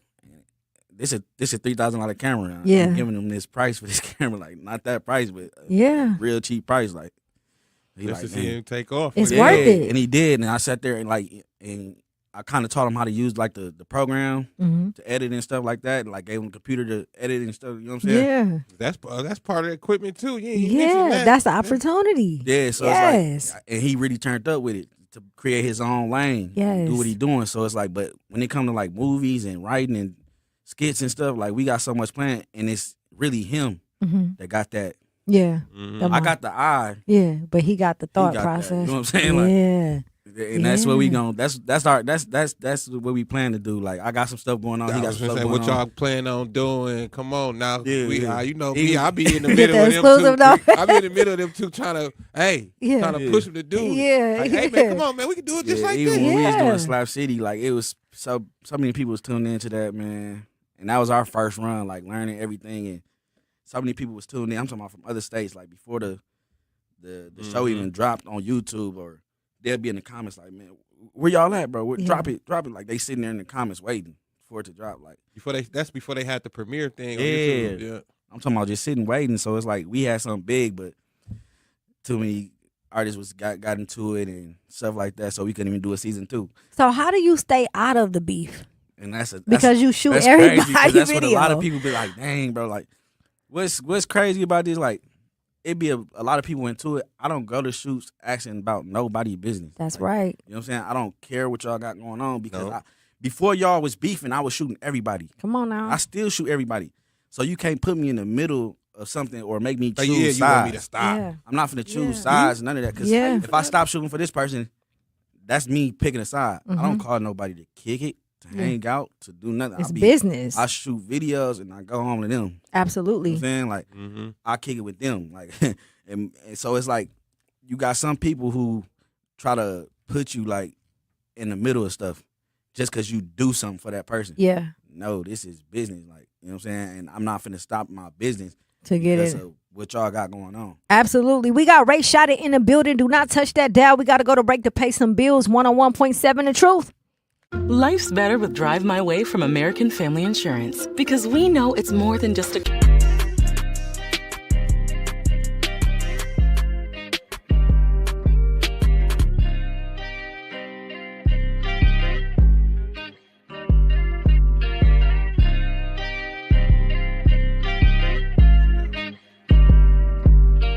1017 The Truth. Tapped in. We got Ray Shotet. Yes, sir. Down here at the AmFam Studios. So, Ray, we were just talking. So, we talking about running gun videos. Yeah. So, why do you think the price here is what it is? Man. Versus being, like you said, in LA, where it's, almost triple the price. They want $1,500, $2,000 just for what I'm doing. And it's crazy because it's like running gun videos. It's cool, bro. Like, it's straight. It's straight if you got a nice song and you got stuff to work with. It's not cool if you don't have nothing to work with or the song is not that, bro. Like, that's what make it harder. Mm-hmm. Facts. That's what make a running gun video harder. Like it hard to work with when you don't got. You know what I'm saying? And I kind of express, like, I like to see when if you talking about something, bro, like, let's make sense with it. Yeah. I don't, like, if you talking about some whole other stuff, but you want dragons and stuff flying or your head popping off, like, it don't make sense, bro. Like, that's right. I'm not saying nothing about this, but you want me to have your head flying off and your body going this way. Come on, bro. It just don't make sense. I like more. My strong point is more movie cinematic looking things. Yeah. I'm like I said, I be forced to do a lot of stuff that's corny to me. Dumbing down. Yeah, dumb my stuff down because they think it's cold. I think it's corny. Yeah, so you think Milwaukee missing the opportunities that could come by having them type of videos? Sometimes, yeah, because it's like when you see these labels and these artists getting signed, they level up to do different type of videos to the point where they doing more. Yeah, they putting a real budget behind it too. Yeah. Versus like y'all keep doing the same thing. Like, get me in front of this, get me in front of this. Show the money, show the money.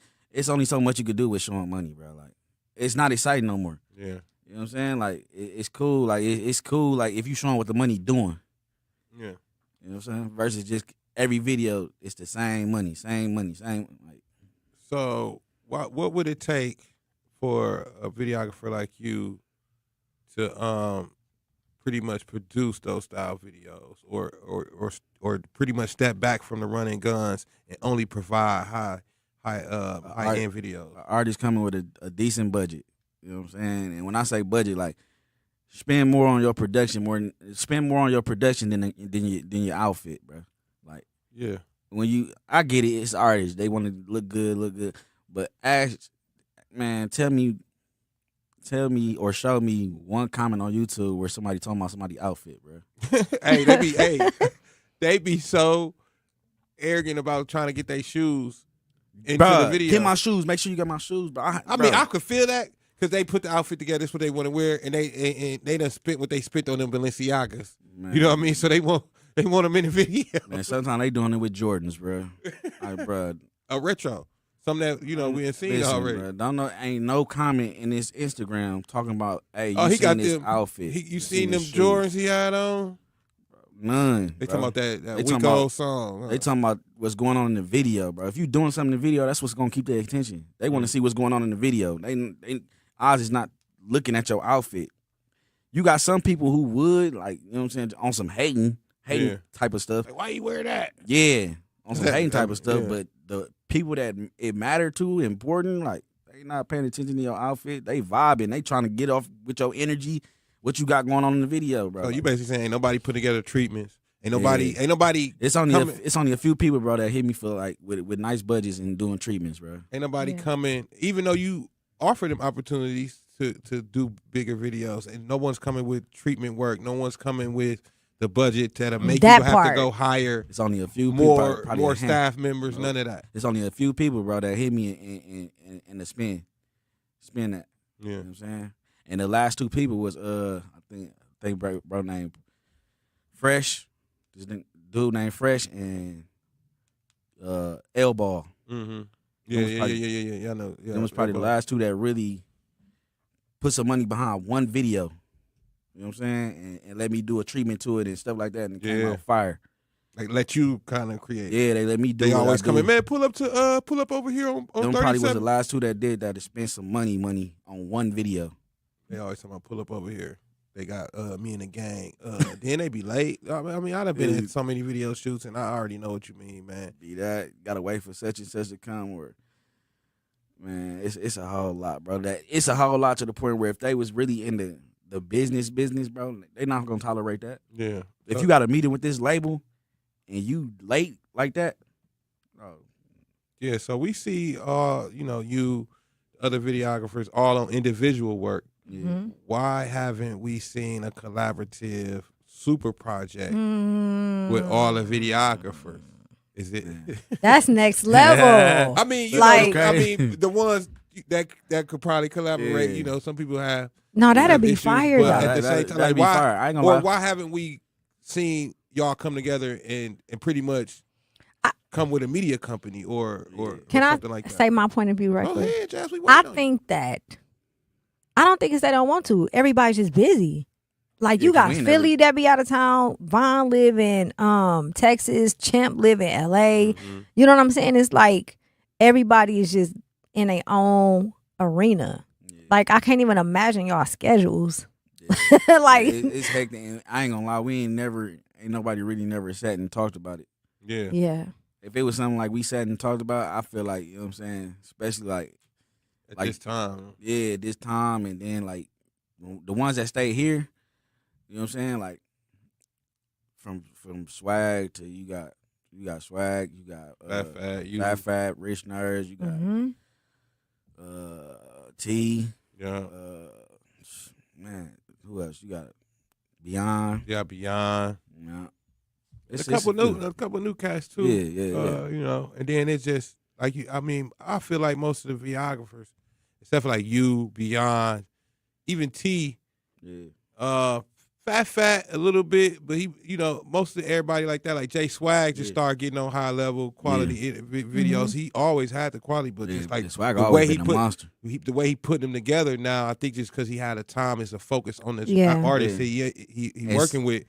Exactly, and that's that too. Cause it's the artist you working with. Yeah, Facts. Bringing you that stuff to work with. Yeah, but Facts. it's just, I think it's the focus of who he's working with. Like he able to just focus on these artists to where he able to put that together. He got the time. He's on tour with them and stuff like that. But I think, the rest of everybody just do run and gun style videos. They got one camera. They not investing in lenses. You know, like Ray said, they don't have the necessary equipment available to even do the video. But when you like Ray, you got the equipment and people's not even trying to utilize it. and then come and say they want to pay how much for a video? Give me $200. Man, I had somebody hit me and say I got 60 for you. Yeah, I seen 60 that. what? $60. $60. $60. All you gonna get is Ray shot it. 57, 58, 59, 60. They gonna get the intro. Ray shot He was it. dead serious, bro. He was dead serious. Man. I had to block, dog. I ain't gonna lie. Right. Let's talk about the tag. So, when did you think videographer tags became important? Man, You know what? Because that is a that trend. is crazy. Yeah, Not a trend, but that crazy. is something that's Yeah. hasn't Hey, been man, done. it's crazy. I got Because at first it just used to be having the logo at the end, Yeah. or at the beginning, but now it's The you know, tag. the tag. Yeah. I think it was. I think Jerry Productions made that hot. I think Jerry Productions made that hot. Really, I don't know. Either is, from what I was looking at and It watching, was Jerry. Jerry Productions or AZ. I don't know if AZ had one, but I know for sure Jerry Productions had one. Mm-hmm. You know what I'm saying? It's just that intro is, it's him. Yeah. You know what I'm saying? And I got a few tags, bro. Like there's some nice tags, bro. But that one that's gonna always be remembered is from Bankhead seeing me in the club.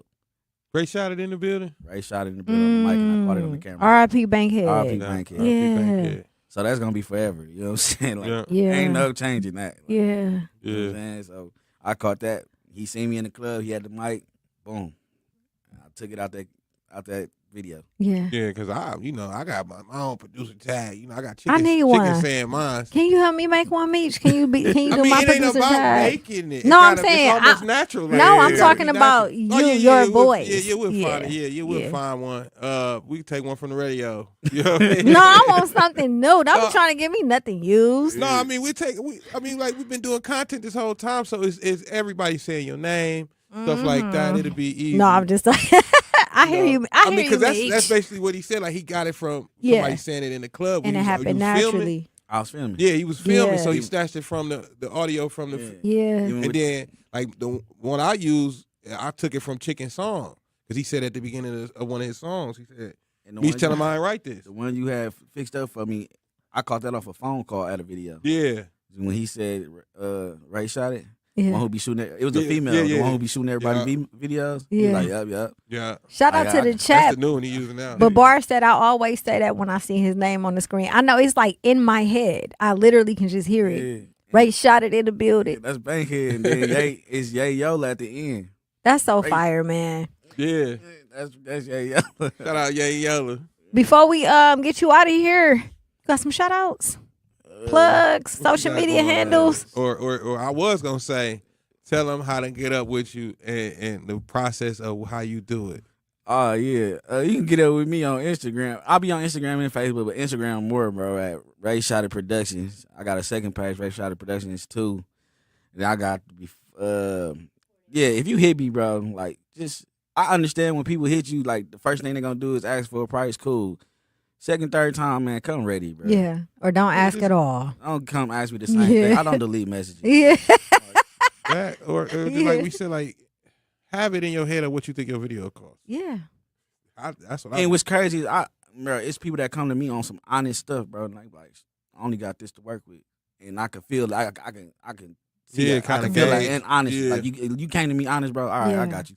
Yeah. Yeah. Cause But you ain't some trying to sit people, here if and you flex on ain't- some big money. Yeah, stuff, I only like, got you know a what I'm couple hundred. It was man, what you actually could do. Chad who told me years ago, like, if you don't invest in yourself, why would I invest in you? You know what I'm saying? Like, for real, it don't make sense. If you're not gonna pay for your own video, I don't even want to shoot it. Yeah, and I spent my last on it, so it's like when I spent my last, I had to turn up. Mhm. One of those side story or nothing. Like this, what it is. Yeah, You know what I'm yeah. saying? You got some shout outs, Ray? Shout out to the whole city, man. Everybody working. Shout out everybody working, doing something, making stuff happen, bro. Yes, indeed. Thank you so much for joining us today. Thank you too, Raymond, for coming through. You're welcome. You got some shout outs? No. No. Your mama, you don't want such a mama out. Your grandma, nobody. The coach, nobody, huh? He said, no, it's the It's summer Raymond Show. school. I don't know. I forgot his Instagram. Man, just shout their names out, man. Shout out All Grind Tilly. Okay. That's my coach. There you go. And Diva Marie. Okay. Who is that?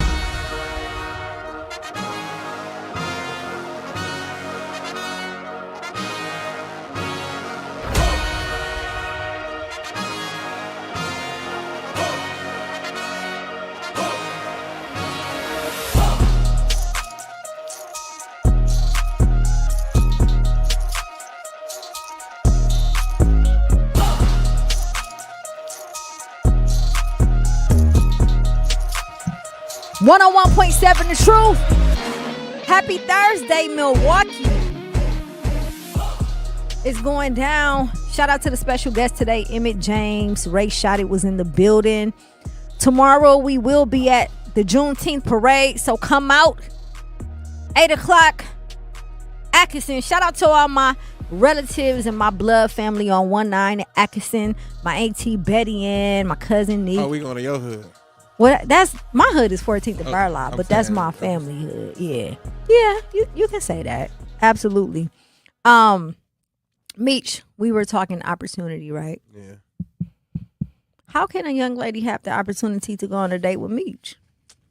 We could have a contest. You know, we could, you know, do some win a date with Meech. It's all good. Would you say bring them all to the table? Yeah, I mean, you Let's know, figure it out. Meet me at the 3rd Street Market Hall, 705. Not a contest, Meech.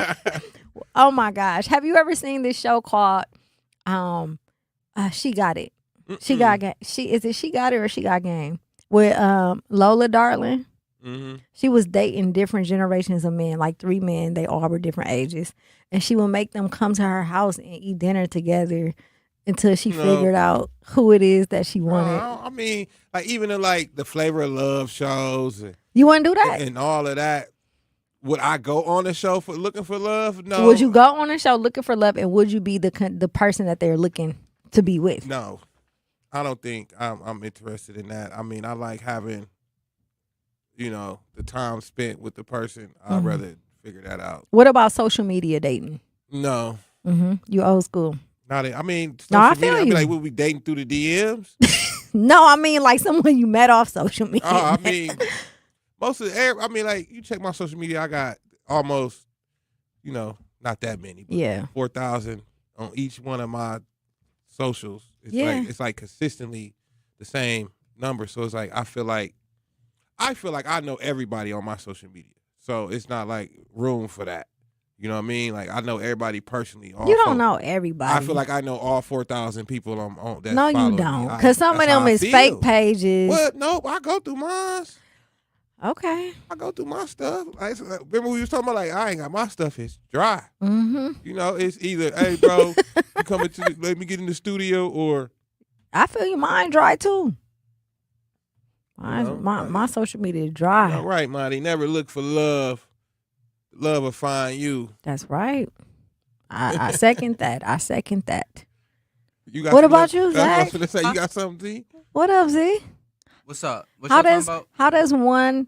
how does a young lady have the opportunity? First off, is you single, Z? Yeah, is you single? Depends on the day of the week. Oh, my boy. Okay, See, so are you? That's my boy right there. What about what's today? Thursday. You single today, Z? Yeah, we single today. Tomorrow, Friday. We gotta have I'm something. feeling single today. Okay, so how can one have the opportunity to, ask you on a date? A young lady that may be interested. Bust it wide open, then I tell her bring it back. Didn't I just say that's my boy? That's me. Lord help him. That's my boy right there. Z over here cutting. That's all. I mean, like that's all it's about at the end of the day. I just got a text that said, "Hey, Meech." Yeah. Hey. You know what I'm saying? He said, "Hey, Meech." What's up? You know what I mean? I mean, like, y'all know how to reach me. I ain't too hard, but ain't too hard to find. But at the end of the day, it's, take me away from this life then. Like make me come here. Oh. That's what I'm. You gotta beg for me. That's what I'm on. Make me Drop come that bomb, Z. I like that. Make me come here. Make me come here. Straight up. That's how I be feeling. You know what I mean? Opportunity is all open with me. You know what I mean? But at the same time, it's you kind of gotta force it. Like I ain't with the I ain't with the easy go round stuff. Oh, you so nonchalant. I don't even know how they last. Yeah. Cause you just so I get on their nerves. ain't no gray area with me. You just this or this. Yeah, it's like, look, hey, what we waiting on? How old am I? Listen. Here, I'm finna play I've around. learned. You don't want to play games, but here I go playing, right? No, I'm not playing to begin with, so it's either you come on or we ain't doing nothing. I am I don't like saying the soft girl era because, it shouldn't be an era. You just are what you are, right? But I am in a space for once in my life where I feel like I don't have to be a real ninja all the time, right? Like, I don't have to rush. I don't have to seek. I don't have, like, it just plays out how it's going to play out. Yeah. And that's going to be that. But I be feeling like, I mean, it's so, like, it's just too much going on to really just put your trust in the next person. That's not true. I mean, yes, it is. You don't, look, listen. Here they come. Like, we could just, look, here they come. They want to talk to you. But now you, like we were saying, now you got to go through the whole operation of getting to know them. But it's just too much going on in the world for somebody to be like, oh, I'm a good person. So a week ago, maybe 2 weeks ago. Here we go, Z. We got one. 2 weeks ago, I would have agreed. He went leave out the window. It's crazy. Z tripping. This is crazy. Listen, you supposed to learn every day, right? That's what life is about. You'll be switching up. No, what I'm learning. What I'm learning. I'm learning so that I can be a better version of myself. And what I've been learning is that when you literally let things you don't rush it and it's just going to be what it's going to be. It all works out in the end. I promise it do. Like, I think we go in, well, I'm not going to say we. I used to go in with instant expectations because I just don't feel like wasting time, right? But for the right person, that patience, when you have that patience, it's so worth it in the end. I promise. I mean, if that's a goal, you got to have patience. But it makes it easier to trust when you just let the situation play out how it's going to play out. Eventually, you will trust that person enough to open up to, you know what I'm saying? But it takes time. There's not, and I'm also learning that there's not a time limit. So what you do, like, well, you a workaholic. So what the workaholic supposed to do? Find somebody. I'm not a workaholic, am I? I'm just. You find another workaholic. Or don't find, but like you have to have somebody. So to your point, right? I can't be with somebody who don't got no motion, who not doing anything because I'm busy during the day. I'm still going to send So they need to be busy. Yeah. I'm going to send the reassurance text. You know what I'm saying? Like, hey, thinking about you, you know, whatever the case may be. I am AM. Soon as you wake up, I want to be on your mind. When you get off, we have time to, you know what I'm saying? Anything in between is just reassurance to let you know, hey, I'm thinking about you. Yeah. You know what I'm saying? But when you have someone who, and for me specifically, I have to have someone who is just as busy and has something, you know, it doesn't have to be the same career, but something valuable. So that, because that's the only way they're going to understand me. Yeah, so when we look at celebrities and their relationships and they turnover be so quick, you know, you look at the Magnet Stallion, Klay Thompson situation. You know, I heard him say he spent $4 million on her because it's all about a look. Like I'm saying, so they paying to have these relationships. Yeah, I believe so. I believe it's all about a look. You got to think about it.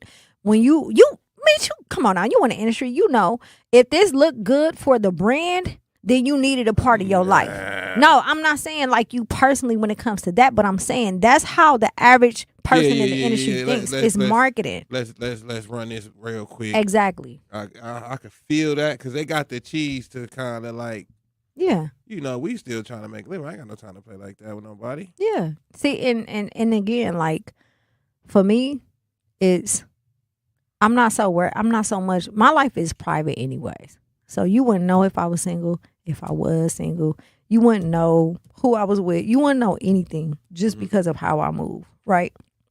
But if I am with someone and they are a person who has some type of status, you know, like whether it's locally or whatever the case may be, it will purely be because no other reason other than the fact that it works with us. I'm not saying I have to have someone like that. I'm just saying it's easier for my lifestyle and what I do. You can't have a weak stomach being with a woman like me because I'm around too much. You know what I'm saying? Like, so introducing them, like, as a celebrity, introducing them to your mama and all that be kind of too much. But the mamas be in on it too. We got a caller on the line. Al, are you there? I knew it was Al. Hey, Al. Tim. You got it. I think sometimes for men and women, I think y'all talk too much. Sometimes it's terms and conditions. And sometimes if you're getting a good oil change or a good tune-up or getting them ball joints greased up, why are you going so far to tell your business? It's need to know. In the word of elusive, you only tell what you need to tell. And you don't answer the question, you answer around the question. Because when you say too much, they will pick your brain so they'll know when to make their next move.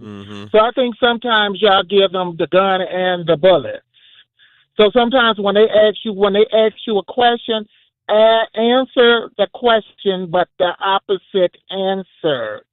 See, because a lot of times when people let's say when people get up and they moving and grooving all day, they watching your schedule so they can fit into your schedule to do something. Then they come home and hug you and say, I just want to hold you. But they didn't put everything out during the day. So they don't got no energy to put nothing out when they get with you anyway. So I think if you get somebody on terms and conditions, it'll work out.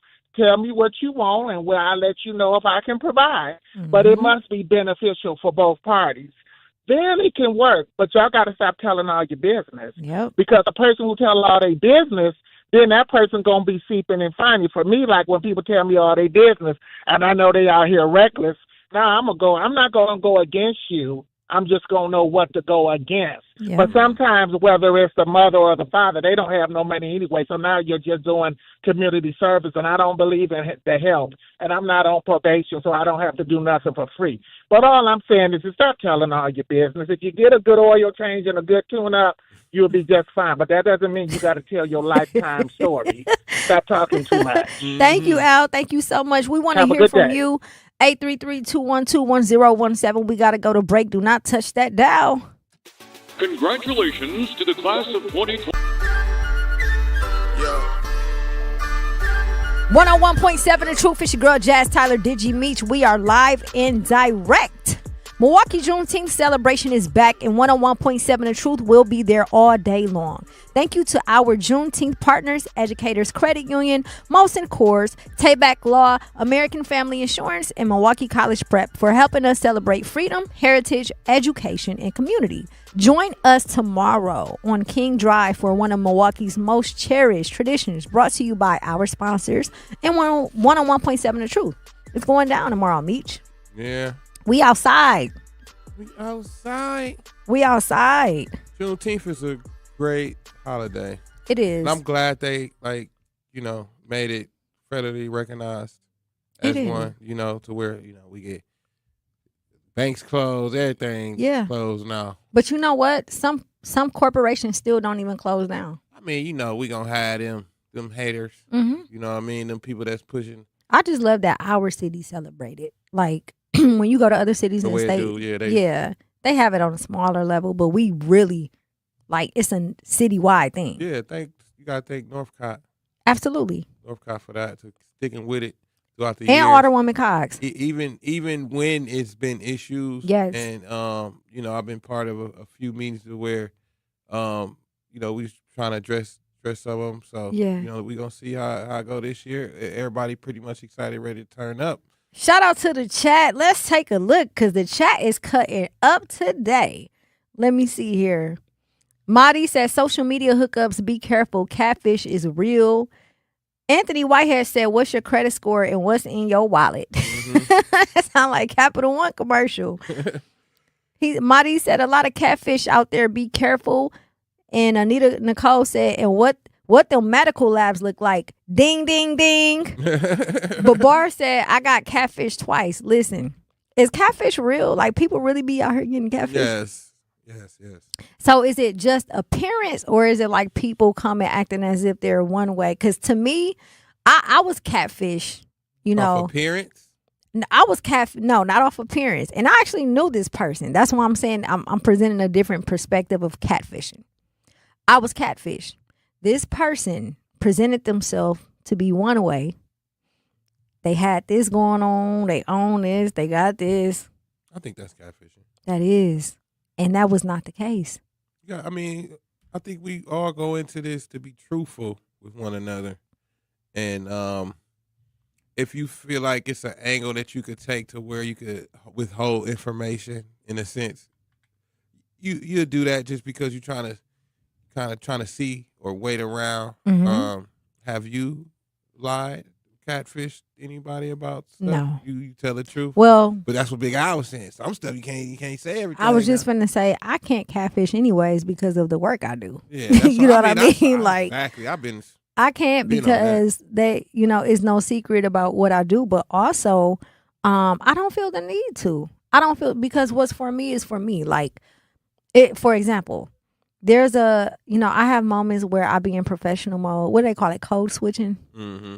And then I have moments where I might chew you out. It doesn't mean that I'm being fake or I'm two different people. It just depends on the situation, right? Mm-hmm. So I get withholding information because not everything needs to be presented. A lot of times when women present things initially up front, that's what the man uses as bait. That's what they use in order to finesse you. Yeah. And it can be vice versa, right? I do believe that you can withhold information until you feel comfortable, right?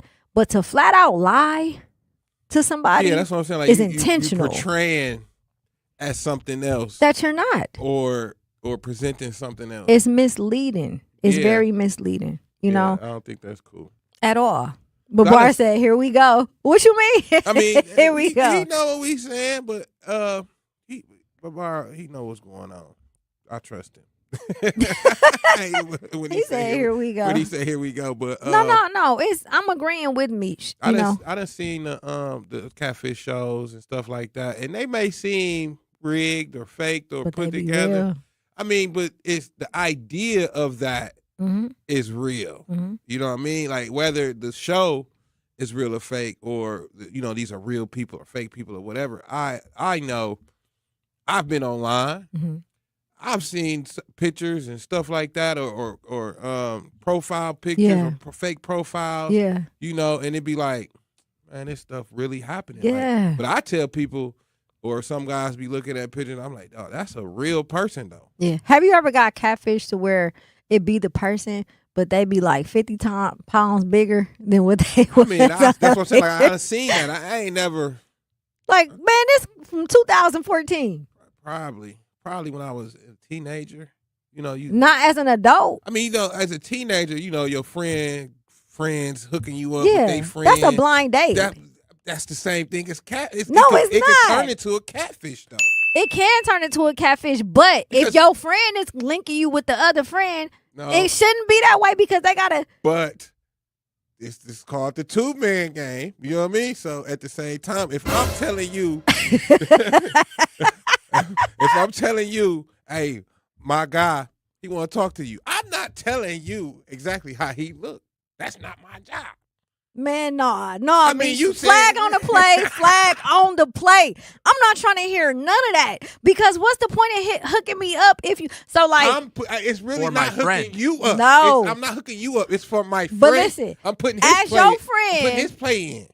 Okay, I'm putting his play in. He said, "Hey man, it don't matter how he look to me. That's my guy." So let me ask you this then: the woman that you trying to hook your guy up with. Is that your friend too, or just a regular woman? I don't know how neither one of them two look to each other. You know what I mean? So oh yeah. So I'm thinking you talking more so. I'm talking to look. I'm thinking you more so talking about like if you hook one of your friends up with another one of your friends. Then yes. No. Yes, you need to say something. Yeah. I'm gonna say. I mean, I wouldn't even do that to whoever. That's what I'm saying. To the next party, if it's like that. But if it's a girl I'm talking to and she say her cousin over there while we, back in the day we used to be on the phone. Yeah, my cousin over here. Yeah. Oh, my God. Yeah. My God over here. It's not on me to describe. We on the way. It's not on me to describe. Yeah. I'm going to tell you the first catfish system in Milwaukee was the chat line. The chat line was the first catfish system. You be on the chat line, everybody call in, you listen. They sound so cute. They pull up. Man, look like Seal. It's a wrap. Right. But I said, who still does that as wingman? I mean, it's a lot of people. They do that. Your guy be like, "Hey man, she got any friends or what's going on?" You know, they players. They just trying to catch a fish. Yeah. They don't care if it's a cat, dog. They just trying to catch a fish. Yeah. So see, I love that I have male best friends because they don't play none of that. Like if they guys, they be like, don't even nope. I mean, you got the system. Because they know what they guys be on. You know what I mean? I mean, but that's them knowing you. Yeah. Type. You know what I mean? They knowing your type to where they be like, nah, don't even do that. Some stuff they let you go through. Yeah. Because they know you need to go through that to become the woman you trying to be. Yeah. You know what I mean? As far as what you looking at, like me, I'm going to let you go. Some of the stuff we talking about, you going to have to go through. Yeah.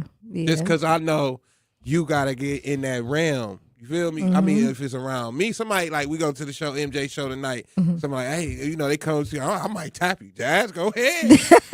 I'm gonna tap you, Jazz. And I will look the other way. Go ahead, Jazz. Because I'm gonna just try to help you build the confidence. No, I have confidence. I'm saying, like, you use it hypothetically? Yeah, just boom, boom. Go ahead. Yeah. He looking. We see.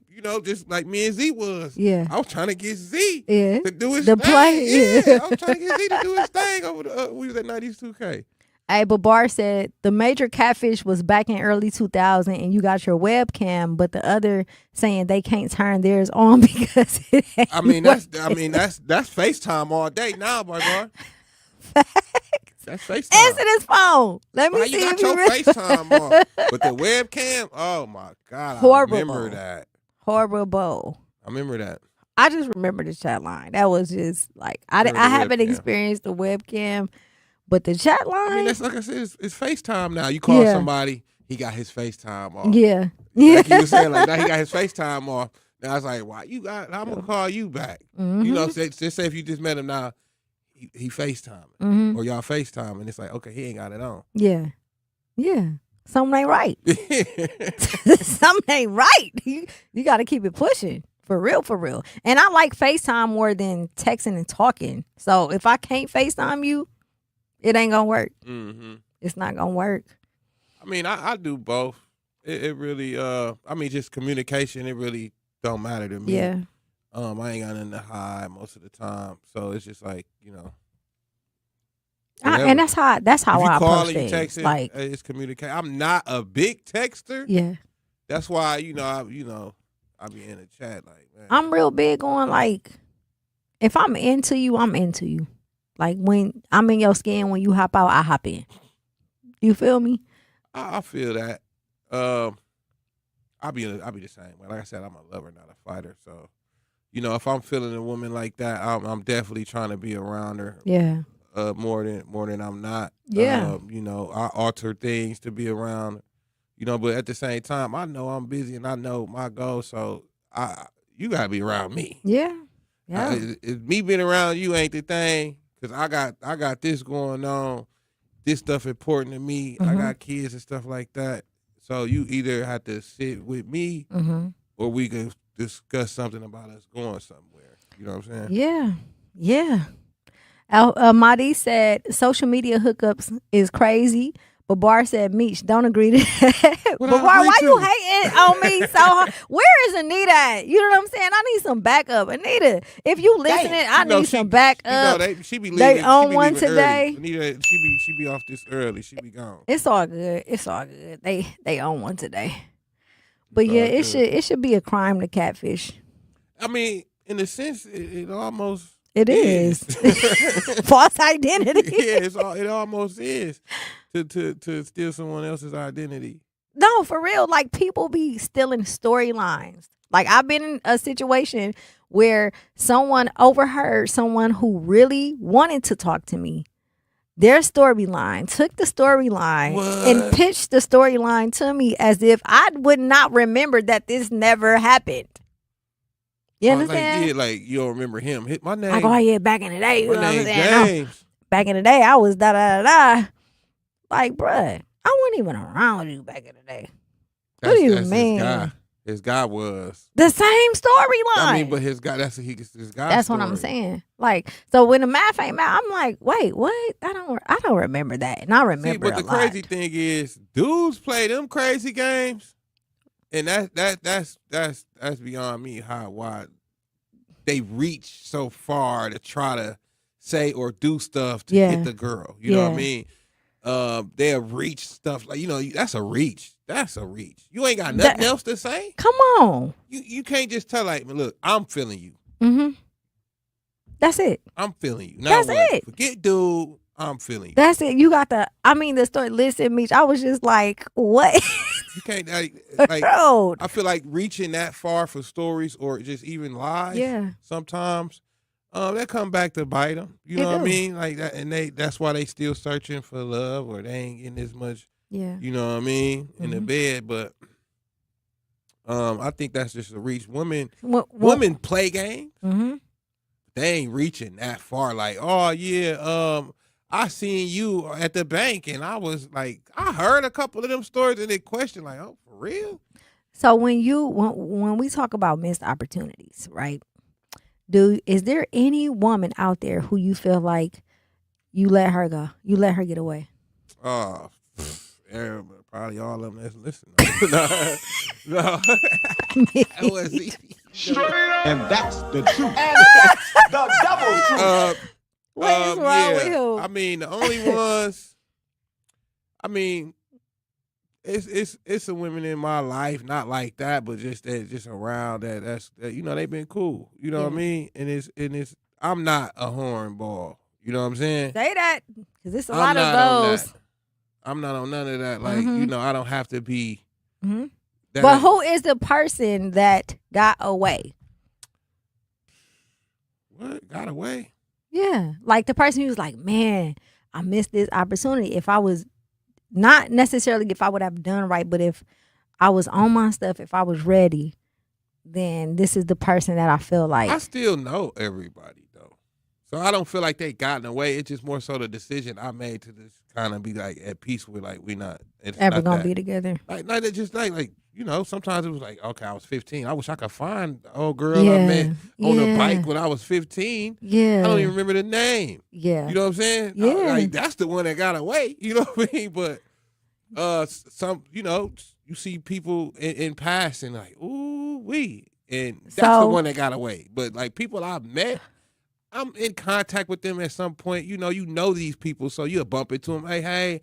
You know, and you be just as an adult, you be kind of content and at peace with like you living your life. You know what I'm saying? Yeah. Like I'm not really trying to pursue the idea of when I was 22 around somebody that I knew. You know what I'm saying? I'm not in that space. Like, oh man, when we was 22. But while I'm saying this, it has been one. You know what I mean? And Hello. I'm saying, like, as I'm saying this. Spill the beans. It has been one. I haven't seen her in 20 years. But I know her. And it's like, it always comes to your mind, like, where's she at? Yeah. I want to know where she at. Like, you be outside on the radio doing all this, all these events and stuff, and it's like. You never bump into them. Never bump into nobody. Now, ain't that the best, though? The best situations is the ones that be there in plain sight, but you never run into them. You don't run. To me, that those are like divine interventions. Like, I mean, those situations are. I'd be happy you don't bump into nobody. Why? Because you just don't want to have them feelings again, or you just don't want to. Like the thought process of them is gone, and then it's like, okay, now you bump into them. Now you about to shake my whole life up. That, or it's like it's that for sure. Yeah. Like if you really got that, or you had that feeling for them, but. It just be like, dang, I really wasn't thinking about you. And it's like, now you want to hit now me. You around. Now I bump into somebody, see them. Now they want to DM like, leave me. Why you in my, why you trying to mess up the program? Yeah, like not even the program, but just like, nah, I got to talk to you. Yeah. Because I bumped into you because now you finna DM me or you finna try to call me. You know, one time I bumped into somebody. I'm cool. I say hi to everybody. You know what I mean? I'm not hiding. And you, I'm with somebody, whoever. You don't know who I'm with to assume that this is my significant other. Like, that ain't what's always going on with me. Right. I'm with her. We walk out of 3rd Street with Harlem and sit down and get something to eat, me and you. Yeah. Hey, come say hi. Yeah. You know what I'm saying? So, and I feel like those moments would be the times where you bump into somebody. Come on now. You bump into somebody you was like, come on. Yeah. And like, you know, yeah. like I never not asshole. But it's like I done been a teenager. You know, when you're a teenager, you dealing with real love. Real love or something like that. Or puppy love. I think it's real love because you don't have any expectations. You're not requiring anything. You just love them because you love them. It's not until you become an adult where you want something from somebody. They haven't done what you want done to you yet. You know what I mean? At that age. I can't. I mean, the things that's been done to me now haven't been done to me when I was 17. Shout out to the chat, man. Beach over here wildin'. Hey, that boy's a crazy man. We're going to head into the chat when we get back. Brought to you by the Alzheimer's Association and the Ad Council. 101.7 It's your girl Jazzy. They go crazy in the chat. Hey, someone just called me a tatted baddie. Hey. Listen. They see what they see. Man, we got Jazz back up on the line. Who we got on the line? Caller, are you there? Hello, hey Jazz. I heard the back call. This Anita. What's going yes, on, girl? Thank you, Anita. I know you had me. I know you had my back. Z in here going. Listen, Anita, they trying to gang up on me right now. Yeah, I can't look at the chat right now. I'm trying to get down to this Charlie Wilson concert. But how can I help you, man? What's going on? What they saying now in the chat? You know, but Bar and Meech and Z, they ganging up on me. They talking about I be switching up because I said I've learned some things the past couple of weeks when dealing with, a specific individual. Like, they just been really hard on me, Anita, and it's emotionally stressing me out. Look, y'all got to back up off of Jazz now. Y'all let her do her thing. Now, Jazz, I don't underestimate you. I know you can hold it down on your own, but we all know that Babar be tripping 24/7. So I already got some things to handle with Babar between 7 a.m. and 7 p.m. on the other side. But as far as me, just try to just understand what Miss Jazz is saying, because she putting you up on gang. So hello. So that's what you think? I'm getting put up on gang? Thank you, Anita. Yeah, and I'm not saying you all the way wrong, Brother Meech. I'm not saying that, but I'm saying, Jazz will put you up on some game, and game recognize game. Okay, so, okay. just take a couple notes today. All right. Thank you, Anita. Next Thank week, you so I'm much. back on that. You're welcome. I love y'all. I'm listening to y'all though, but I'm gonna finish listening. But Babar, I got you on the other side. All right, y'all have a blessed weekend. Be safe. Be safe, Anita. said, Enjoy that concert. Yo, the chat going. Right, thanks. The chat is going crazy. Madi said, my daughter mom texted me only for 5 years. She costing me over $130,000. She's expensive. So much. We need answers, Madi. We need answers. That's so much money. We need answers. That's what I'm saying. Like, this is the day where people are paying for relationships. You're basically paying for the relationship you want to have. As a man, I think that's what some men are doing.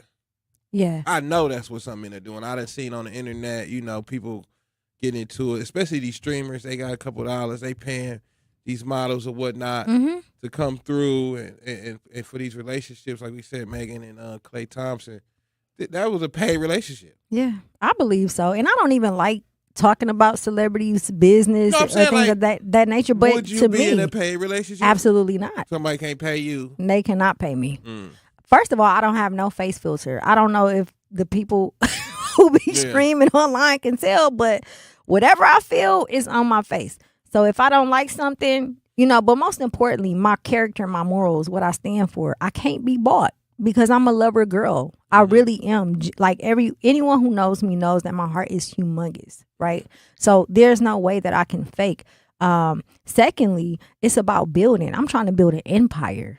You understand? I'm trying to build a legacy. I don't have time to be with someone where I know that it's not real. If you don't love me, you're not going to love my children. You know what I'm saying? Or you're not going to love what I come with. So that doesn't work for me.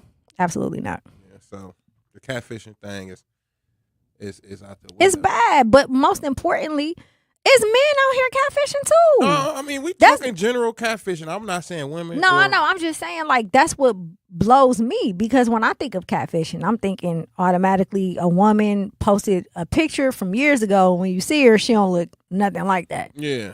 But these men are doing that. They're in doing reverse. They posting women pictures.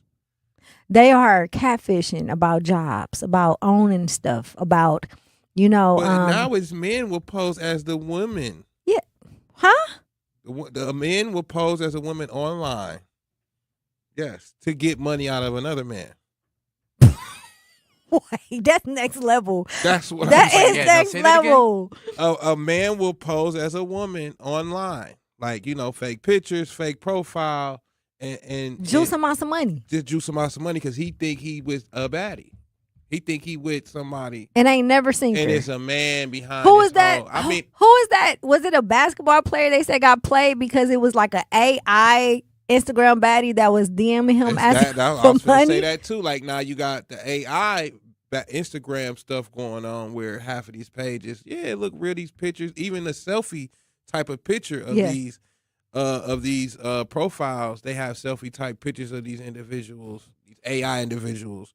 And like we can't tell. They got real hair. It looked like it. You know what I mean? Yeah. So people are posing as fake. First fake of AI all, stuff. you a simp for sending money to somebody you ain't never met anyways, off of pictures. You a simp. I mean, this is what I'm trying to tell you. It's next level. It's mind blowing. It is. It is crazy out here. You gotta watch everything in a sense. You kind of really, really, really do your research about what's going on, how this AI stuff working, how like just in general, like what you got to get put up on. You know what I mean? You got to get put up on some of the stuff that's going on. I mean, that's why we talk about some of the stuff we talk about, because we see stuff just like everybody else sees stuff. Absolutely. So that's why we be wanting y'all to tap in 833-212-1017. Shout out to Javon Mitchell. He said, "Simp of the year." I'm trying to tell you. Hey, Anita, back in the chat. Welcome back, Anita. Babar said, "Catfish to me a 4-piece with lemon pepper." I know that's right. Give me some. That's the only kind of catfish I want. I don't, for real. I want filet. Filet. Straight Somebody up. come and look at this. You know what I'm saying? Give me filet. Man. But yeah, it's so much stuff going on out here. Like especially when it got something to do with relationships. Yes. Like I said, people is a step ahead in relationships. They doing stuff to con you out of stuff. Yeah. You know what I mean? They only talking to you to get some something money, out of you. know, to get something out of you. You know what I mean? They're not trying to whether build. it's, you know, in the bed, you know, financially. Yep. You said work, jobs, you know what I mean? Like even that part, like in reverse, like people that's in position. Yes. That's catfishing people that need a job.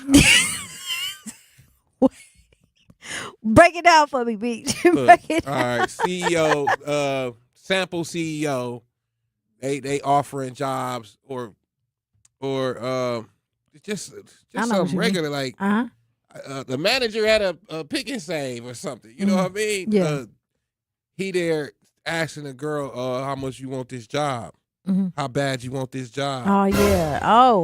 Oh, that type of. See, now you heard that before, huh? No, I haven't. But you if somebody asks, you know what he's talking about. If somebody asked me, but I haven't, because he ain't gonna make it out playing with me like that. Yeah, how bad you want this chicken sandwich? You know what I mean? That's how it's going. I mean, like, you know, at the end of the day, that's what's going on. You know what I mean? People are paying for food. I mean, men are paying for food for women to at least have that moment with them. I paid for her food. She's eating on me. They catfishing on every level. Every level is a catfish. If it's not genuine, authentic, you know, if we're not going out, you know, if you just, I mean, there's nothing wrong with, like, okay, here go some money to get yourself something to eat. Wait. You know what I mean? But y'all not I gotta go to the chat because they cutting up. Madi said, "I send money to Instagram females that I've been following for years." See? Do that make Madi a simp? I mean, look, he just a donation. Madi Just said, a donator. Madi different. He said he got, when the young ladies come to his house, he got everything set up for him. You know what I'm saying? I mean, like, so if he's an old school gentleman. That's what I'm saying. If he's sending money, he might be just donating. Why can't we use a different word? No, that's a great word. He might just be donating. Beach, we gotta use a different word. Body, you out here donate. I mean, that's cool. I mean, if I send you $5, $10, $100, that's good. I either got it or you need it. Now, if I'm asking, if I'm asking for something, you charge me, and I send the money without getting what I'm asking for in return, that's simp. That's simple. No, that's simp activity. That's simping. That is simping activities. It is. But yeah, me personally, I just feel like I've been catfished so many times. Oh, everybody, like literally just number 2. Yeah, like what's so difficult about just being yourself? Like there's times hard for people. But there's times where that's what makes you human. Everybody is human, but right? With the promotion of everything else that's telling you be this or be that, or you know, just you as or people as a person wanting to be. Okay, so even if that is the case, so even if they are having difficulties with being themselves, stop bothering other people. Don't go bothering somebody. Look, if they coming towards you, okay, but don't go out of your way to bother somebody with a lie. Some people have fell off. We're just gonna say it like that. Some people have fell off, and they self-esteem, they confidence ain't what it used to be. Don't use me to boost it back up. Hey, That's all I'm saying. It might. Don't use me to boost it back up. Hey. Till that day when this is all a thing of the past. You couldn't stop us if you tried. Join us and celebrate 75 years of breakthroughs at MDA75.org.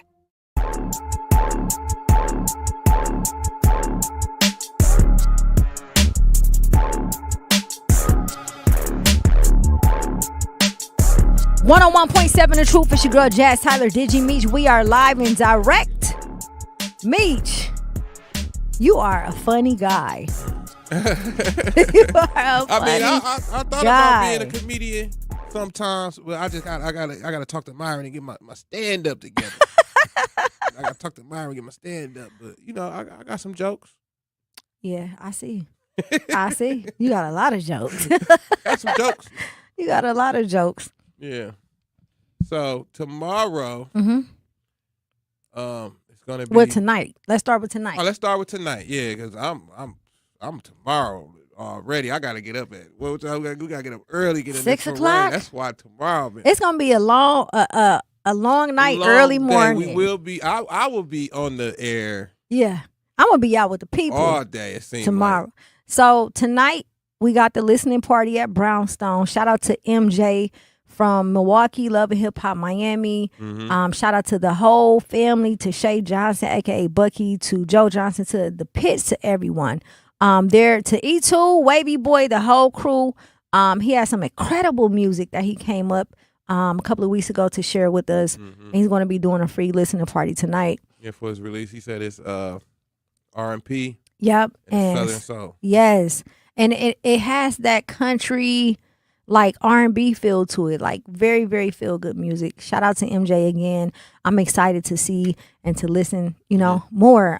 Doors open up at 7 p.m. and then tomorrow, what are we doing tomorrow? It's going down. For sure going to the 3rd Street Market. Oh, no, we're going to be at the Juneteenth. Right. Is he like, what? No, he not. I mean, after this dude want to eat food here so bad. No, we're coming. We still got to do the show here. After Juneteenth? No, we don't. No, y'all don't. No, we don't. What they talking about? See, look, we're going to talk offline. So tomorrow we are going to be participating in the Juneteenth parade. And then Meech is going to be airing live with Ray Nitty. And Manon all day. If y'all see the Truth Station booth, come get you some haze and some highs and some hugs and some handshakes.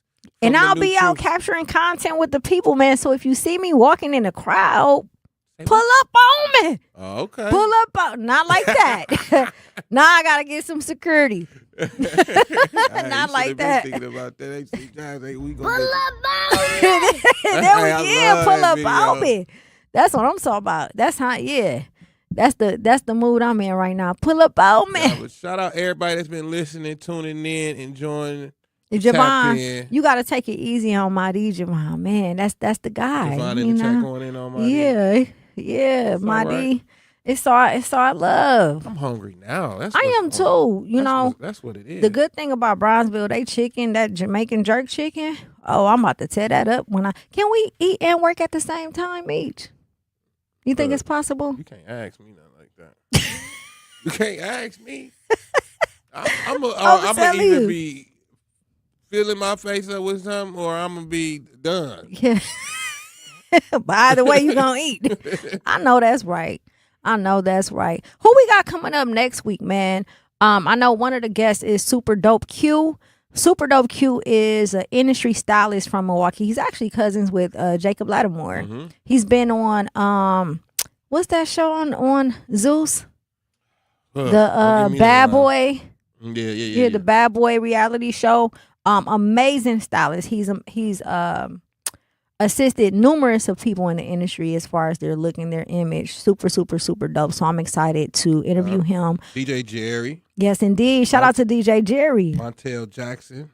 Oh, yes. UFC. Shout out to Montel, man. That's family. He is someone who's a part of the UFC MMA. I'm excited to talk to him and see what he has going on as well. We got a big influencer in the culture, 414 Hype House. Big yeah. platform for the youth. Absolutely. Y'all got my boy J-Bone and Sawyer. Absolutely. R&B sensation. We also have Dotson Dotson I met Dotson when I worked for the Allen Iverson Classic. He was over at Reebok, but now he is the host